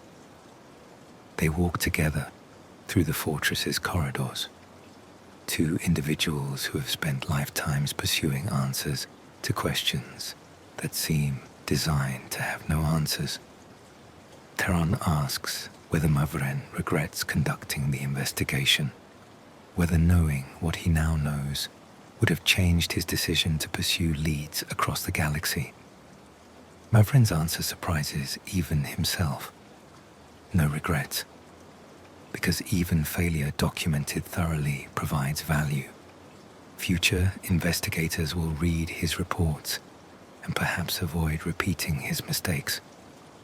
Perhaps develop new approaches better suited to enemies who weaponize information itself. Or perhaps they will fall into precisely the same traps. Because the Alpha Legion has had 10,000 years to anticipate every possible counter-strategy and prepare responses that turn each attempt at innovation into just another variation of the same fundamental manipulation. Theron nods slowly, accepting this answer with the wisdom of someone who understands that not all battles can be won, only witnessed and survived. He departs shortly after, returning to the life of wandering ministry that has defined his existence for centuries, carrying knowledge that few would believe and fewer still would understand. Mavren watches him go, then retreats to his private quarters to begin the long process of sorting through personal effects and determining what comes next. His investigation is complete. His report is filed. The bureaucratic machinery will grind forward, generating policies and directives that might influence operations for decades to come. But he knows, with certainty born from bitter experience, that the Alpha Legion predicted all of this, that somewhere, in places hidden from Imperial awareness, warriors who might carry fragments of primarch consciousness review reports of his investigation and mark another phase of their eternal design as successfully completed. He is exactly where they need him to be. His investigation served their purposes, and his awareness of this fact serves them equally well, because that awareness spreads to others, introduces paralysis into decision-making, makes the Imperium doubt its own intelligence services. There is no escape from this trap, no way to win, only the possibility of surviving with enough understanding to warn others about what they face. Mavren seals his personal notes into encrypted storage, marks them for posthumous release after he no longer occupies his position.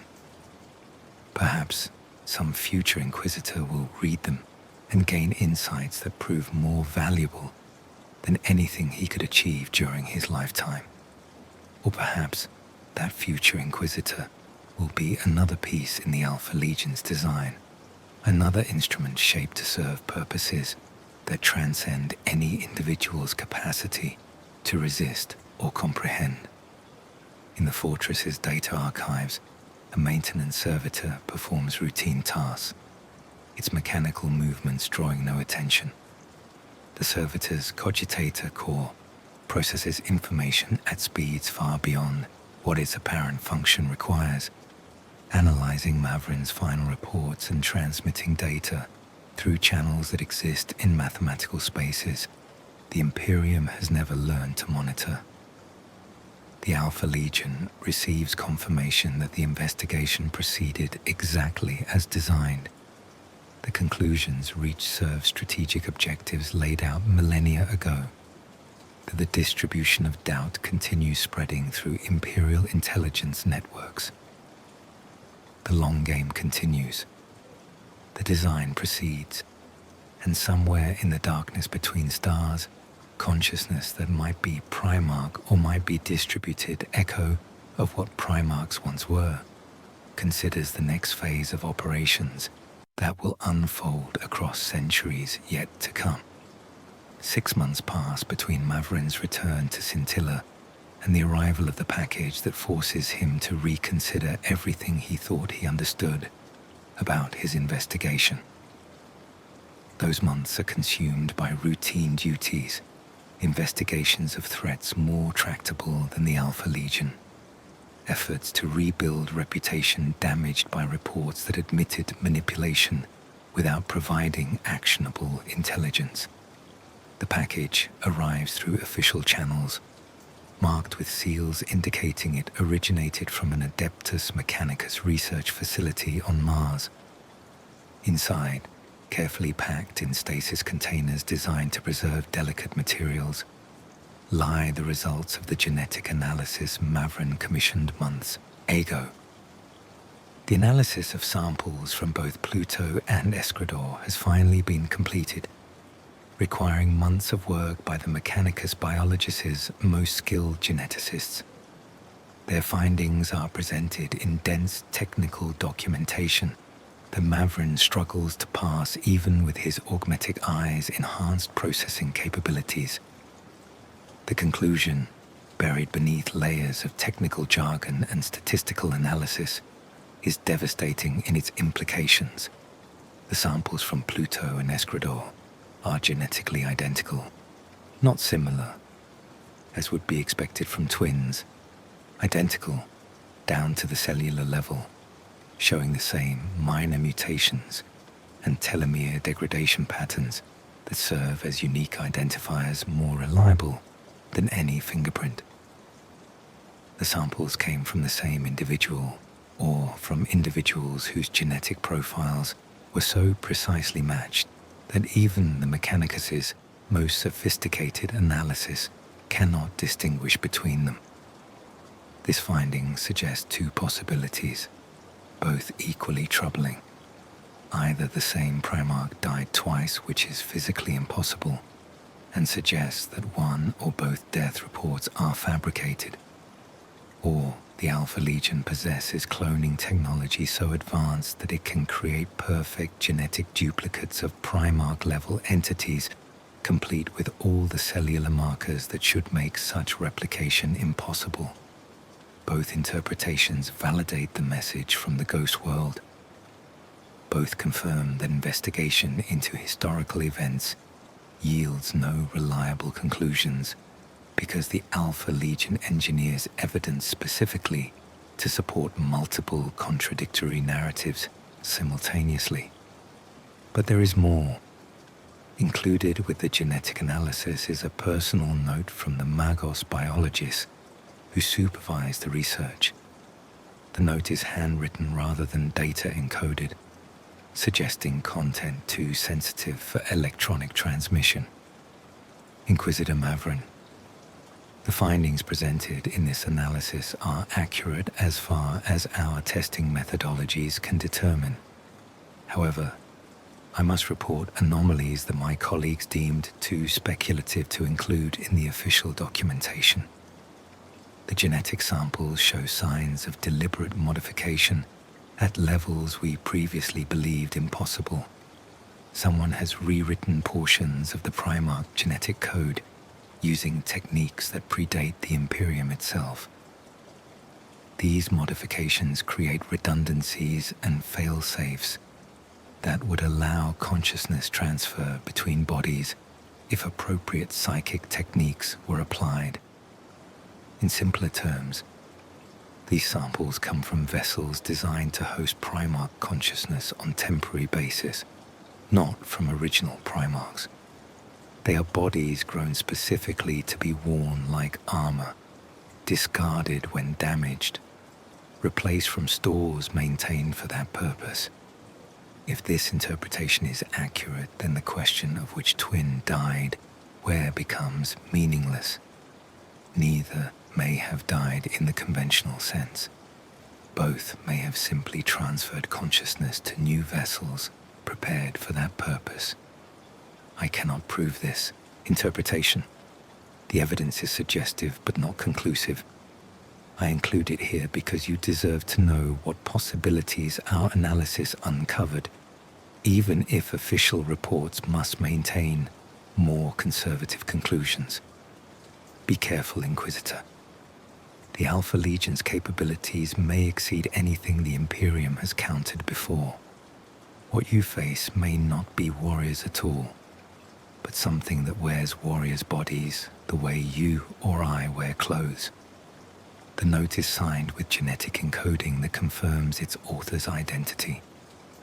Mavren has it verified 3 times, ensuring it is not sophisticated forgery. Each verification confirms authenticity, which means the genetic evidence, far from providing clarity, introduces new layers of uncertainty. The samples might indicate that both primarchs died, or that neither died, or that death is the wrong concept to apply to beings who can transfer consciousness between prepared vessels.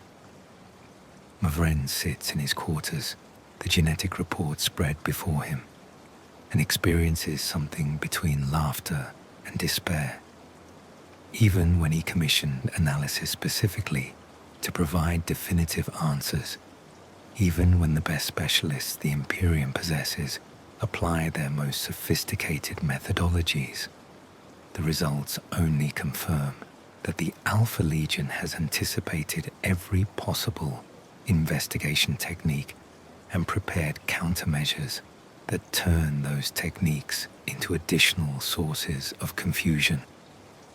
The investigation cannot yield truth because truth is not what the Alpha Legion offers. They offer choices between different forms of error, all carefully calibrated to shape Imperial understanding toward outcomes that serve their strategic objectives. He should file these results with his existing reports, add them to documentation that future investigators might consult, should maintain professional objectivity and acknowledge that his investigation, even with these new findings, cannot provide reliable conclusions. Instead, he makes a decision that might be foolish or might be the first genuinely independent choice he has made since beginning this investigation. He will not file the genetic results officially, will not add them to reports accessible through standard inquisitorial channels. Instead, he will seal them with personal encryption and store them where only someone with specific authorization can access them. If the Alpha Legion has been guiding his investigation from the beginning, if every piece of evidence has been curated to serve their purposes, then perhaps the only way to resist is to withhold information, to create gaps in the record that they did not anticipate, spaces where future investigators might find something the Alpha Legion did not prepare responses for. It is a small gesture, likely futile, possibly serving the enemy's design in ways he cannot perceive. But it is his gesture, his choice, his attempt to exercise agency in a situation engineered to deny agency entirely. As he seals the genetic reports into encrypted storage, his augmetic eye detects unusual activity in the room's surveillance systems. For a moment, barely perceptible, the monitoring equipment registers data transmission that should not be occurring. Then it stops, and everything returns to normal parameters. Someone was watching. Someone recorded his decision to withhold the genetic analysis from official reports, and that someone might be Alpha Legion, or might be other Inquisitors concerned about his judgment, or might be phantoms born from paranoia that the investigation has instilled. Mavren can no longer trust his own perceptions, cannot determine which observations are genuine and which are symptoms of psychological damage inflicted by months spent pursuing enemies who make truth itself unreliable. This, he realizes, is the Alpha Legion's true victory. Not making him believe lies, but making him unable to believe anything with confidence. Not corrupting his loyalty, but corroding his capacity to distinguish between perception and deception. He has become the perfect instrument for their purposes. An Inquisitor whose reports introduce doubt throughout the intelligence community, whose investigations consume resources without producing actionable intelligence, whose very existence serves as example of how the Alpha Legion defeats enemies through methods that transcend conventional warfare. The recognition brings neither peace nor resolution, only acceptance that he has been outmaneuvered by enemies who began planning their victory before he was born, who engineered conditions specifically to ensure that someone like him would eventually conduct exactly this investigation and reach exactly these conclusions. A message arrives through his personal Vox, encrypted with codes known only to a handful of individuals. The sender identifies himself as Ventius, requesting immediate meeting at location outside the fortress, where surveillance is less comprehensive. Mavren hesitates, recognizing potential trap, but ultimately agrees. Ventius has been ally throughout this investigation, has provided tactical insight that proved valuable, even when it confirmed manipulation rather than revealing paths around it. If the sergeant has additional information, it deserves consideration. They meet in a chapel dedicated to the Emperor, one of thousands that serve Scintilla's faithful. The location provides minimal privacy. Too many other worshippers pass through. But that same lack of privacy makes certain forms of surveillance difficult. Conversations held in whispers amid prayers blend into background noise that even sophisticated recording equipment struggles to pass. Ventius appears troubled, his normally disciplined expression showing signs of stress that even Astartes conditioning cannot fully mask. He reports that Ultramarines intelligence services have been reviewing all accounts of the Battle of Eskrador, conducting their own investigation parallel to Mavren's. Their findings align with what the Inquisitor discovered. Contradictions, ambiguities, evidence that supports multiple interpretations simultaneously. But Ultramarines analysts notice something in the tactical patterns that Mavren's investigation did not emphasize. The Alpha Legion on Eskrador fought with deliberate inefficiency, making tactical errors that no competent commander would commit. Errors that forced the Ultramarines to commit forces in specific patterns, that created situations where Guilliman's presence became necessary to resolve what should have been straightforward engagements. In retrospect, it appears the Alpha Legion specifically engineered circumstances to ensure Guilliman personally led the final assault. Everything else, the months of asymmetric warfare, the fortress monastery defense, even the primarch's presence, all of it designed to create a specific tactical scenario where Roboute Guilliman would face someone wearing Alpha Legion primarch armor in single combat. Why? The Ultramarines cannot answer that question definitively, but one analyst proposed a theory that makes Ventius question everything about the battle's outcome. What if the figure who fell on Eskrador was meant to die? What if the entire operation was sacrifice play, designed to convince the Imperium that Alpharius was dead, specifically because the Alpha Legion needed that belief to become widespread? If the Imperium believes the Alpha Legion Primarch died on Eskrador, they lower their threat assessment, devote fewer resources to counterintelligence operations targeting the 20th Legion. Treat Alpha Legion cells as dangerous but ultimately leaderless fragments rather than coordinated elements of a unified strategy. This reduction in Imperial vigilance might be worth sacrificing one primarch or one perfectly prepared body designed to host primarch consciousness temporarily. The tactical benefits of being underestimated could outweigh the loss, especially if the primarch's true consciousness survived in other vessels through the techniques the Ghost World message described. Ventius shares this theory, not because he believes it is definitely correct, but because it represents yet another interpretation that cannot be proven or disproven. Another layer of potential deception to add to the investigation's findings. Mavren thanks him for the information, adds it mentally to the accumulating evidence that every aspect of his investigation has served Alpha Legion purposes in ways that become clear only after it is too late to change course.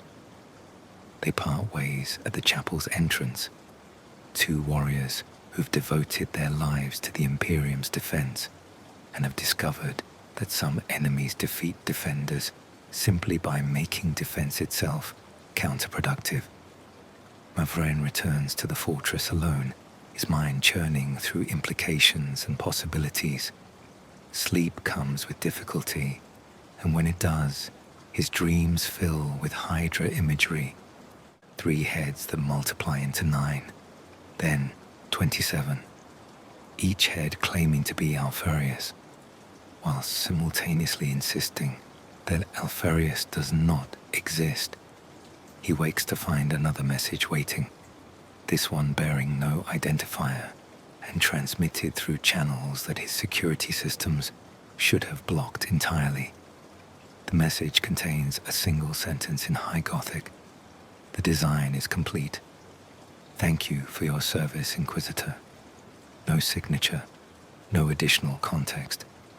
Just acknowledgement from enemies who have monitored his entire investigation and now express gratitude for how thoroughly he fulfilled the role they assigned him millennia ago. Mavren does not report this message, does not add it to documentation, does not share it with colleagues who would either believe him paranoid or agree that the Alpha Legion has achieved victory so complete that even recognition of that victory serves their purposes. Instead, he simply continues his duties, carrying knowledge that everything he accomplished served the enemy, that every choice he made followed scripts written for him before his birth, that his entire career might be nothing more than extended performance of a role designed by beings whose strategic sophistication transcends human comprehension. This is what it means to face the Alpha Legion. Not glorious battle or even tragic defeat, but the slow realization that you never had agency, that your investigations and conclusions, and even your awareness of manipulation, were all anticipated, incorporated into designs that use your very existence as weapon against the Imperium you swore to defend. There is no resolution, no final confrontation where truth is revealed and enemies defeated. Only the grinding continuation of duty performed with full knowledge that duty itself might serve enemy purposes. Mavren files his final addendum to the investigation reports. A brief note stating that additional evidence continues emerging but does not materially alter his conclusions about the fundamental unreliability of information regarding Alpha Legion Primarch deaths. The report is filed. The investigation is officially closed, and in the darkness between stars, across 1,000 worlds where Alpha Legion cells continue their eternal operations, the design proceeds exactly as intended. The Hydra lives, Alpharius lives, Omegon lives. Neither lived.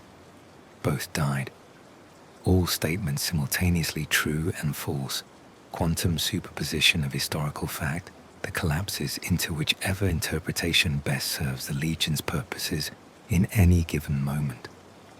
And somewhere in the depths of the Imperium's bureaucracy, Mavren's reports begin the long process of shaping policy, influencing doctrine, spreading doubt that will ripple outward across centuries, exactly as the Alpha Legion intended when they engineered the contradictions that made his investigation necessary in the first place.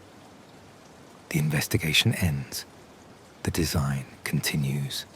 Forever. Inquisitor Orlan Mavren stands in his private library aboard the vessel he now calls home. A small ship suited to his reduced duties and the solitude he has come to prefer. The walls are lined with data crystals containing everything he has accumulated across 4 centuries of service. Investigations completed, threats neutralized, heresies exposed, and one investigation that never truly ended, despite being officially closed a decade ago. The Alpha Legion files occupy an entire section of his library, constantly expanding as new information emerges. Reports from other Inquisitors who have pursued similar questions. Intelligence from Astartes chapters about encounters with 20th Legion cells. Theoretical papers from Mechanicus xenologists about distributed consciousness and the limits of genetic engineering. None of it provides clarity. All of it simply adds more layers to the mystery. 10 years since he filed his final report, and Mavren has watched as his predictions materialized with depressing accuracy. Imperial intelligence services debate the reliability of information about the Alpha Legion.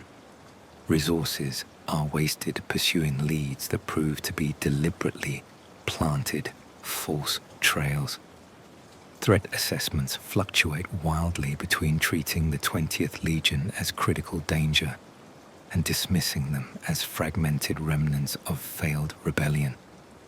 And through all of this uncertainty, Alpha Legion operations continue with ruthless efficiency. Strikes against supply lines, infiltrations of command structures, sabotage operations that cripple Imperial responses to other threats, all coordinated with sophistication that suggests unified strategic direction, despite the apparent absence of centralized primarch leadership. Mavren has come to accept that his investigation achieved exactly what the Alpha Legion intended. It spread awareness of their deception methods so widely that the Imperium now doubts all intelligence regarding the 20th Legion. This doubt is itself weapon, more effective than any direct military operation could be. He receives periodic communications from others who have fallen into the same trap. Inquisitors who pursued Alpha Legion investigations and reached similar conclusions about the weaponization of truth. Librarians from various Astartes chapters who have studied the Legion's methods and recognize patterns that transcend any single warrior or cell. Even a few rogue traders who encountered individuals claiming to be Alpharius in circumstances that seem designed to confuse rather than enlighten. They form an informal network, sharing information and theories while acknowledging that even their sharing might serve enemy purposes. They call themselves the Ouroboros Group, taking name from the ancient symbol of the serpent eating its own tail, an acknowledgement that their investigations circle endlessly without reaching resolution. They're on visits occasionally, the ancient monk somehow maintaining his wandering ministry, despite age that should have claimed him decades ago. He brings news from frontier worlds, accounts of encounters with warriors who might be Alpha Legion, or might be Imperial forces compromised by infiltration, or might be something else entirely. During his most recent visit, Theron shared a story that adds yet another layer to the mystery. On a world in the Eastern Fringe, he encountered a dying warrior who claimed to be carrying fragments of Alpharius Omegon's consciousness. The warrior spoke of seeing through thousands of eyes simultaneously, of existing across centuries in bodies that wore out and were replaced, of serving a primarch who was simultaneously everywhere and nowhere. As he died, this warrior whispered final words that Theron recorded verbatim. "I am Alpharius. We are all Alpharius. And the day will come when you understand that you too are Alpharius. When every investigation concludes that truth is irretrievable. When every analyst accepts that certainty is impossible. When the entire Imperium operates from a position of fundamental doubt about its own intelligence. That is the day we achieve victory. That is the day humanity becomes what we have always been. Legion." Mavren reads this account in his library and feels the weight of those words settle over him like prophecy. If the Alpha Legion's true objective is not territorial conquest or service to chaos, but the transformation of how the Imperium processes information, then they may have already won. The doubt they have seeded spreads further every year, carried by reports like his own, amplified by every investigation that reaches the same conclusions about the unreliability of truth. Perhaps this was always the endgame, not to destroy the Imperium through military force, but to reshape it from within through the patient application of information warfare that turns the Imperium's intelligence apparatus into liability rather than asset. Perhaps Alpharius and Omegon, whatever they were, whatever they became, understood that 10,000 years is sufficient time for even small corruptions to metastasize into systemic failures. Perhaps the twin primarchs are dead, have been dead for millennia, and their legion simply carries forward methodologies that no longer require living primarch to maintain effectiveness. Or perhaps they live in some form beyond conventional understanding, distributed across vessels that host fragments of consciousness in ways the Imperium has never encountered and cannot effectively counter. All possibilities remain viable. All interpretations serve the Alpha Legion's purposes, and recognizing this serves those purposes equally well. Mavren closes his files and returns them to secured storage. He has learned to live with uncertainty, to make decisions despite inability to confirm which intelligence can be trusted. It is not comfortable, will never be comfortable, but it is the only way to function when facing enemies who have weaponized truth itself. In the ship's data archives, maintenance routines execute automatically, backing up information and updating system logs. The processes are entirely normal, drawing no attention from security protocols. But buried within those routine processes, data streams flow to destinations that should not exist. Mavren's files on the Alpha Legion investigation copy themselves through networks that exist in mathematical spaces the Imperium has never learned to monitor, transmitting to receivers scattered across the galaxy. The Alpha Legion receives its periodic updates on how the design continues unfolding, how doubt spreads through Imperial intelligence networks, how investigators like Mavren reach the same conclusions, reinforcing each other's findings while simultaneously undermining confidence in those findings. The long game continues, the design proceeds, and consciousness that might be primarch or might be distributed echo of what primarchs once were, observes the progress with satisfaction. There might be emotion or might be simple assessment of objectives being achieved on schedule. We are Alpharius, we are Omegon, we are Legion, and the Imperium, slowly but inexorably, becomes exactly what we need it to be: uncertain, divided, paralyzed by inability to trust its own intelligence, defeated not through conquest, but through the patient transformation of how it understands reality itself. The investigation is complete. The design continues forever.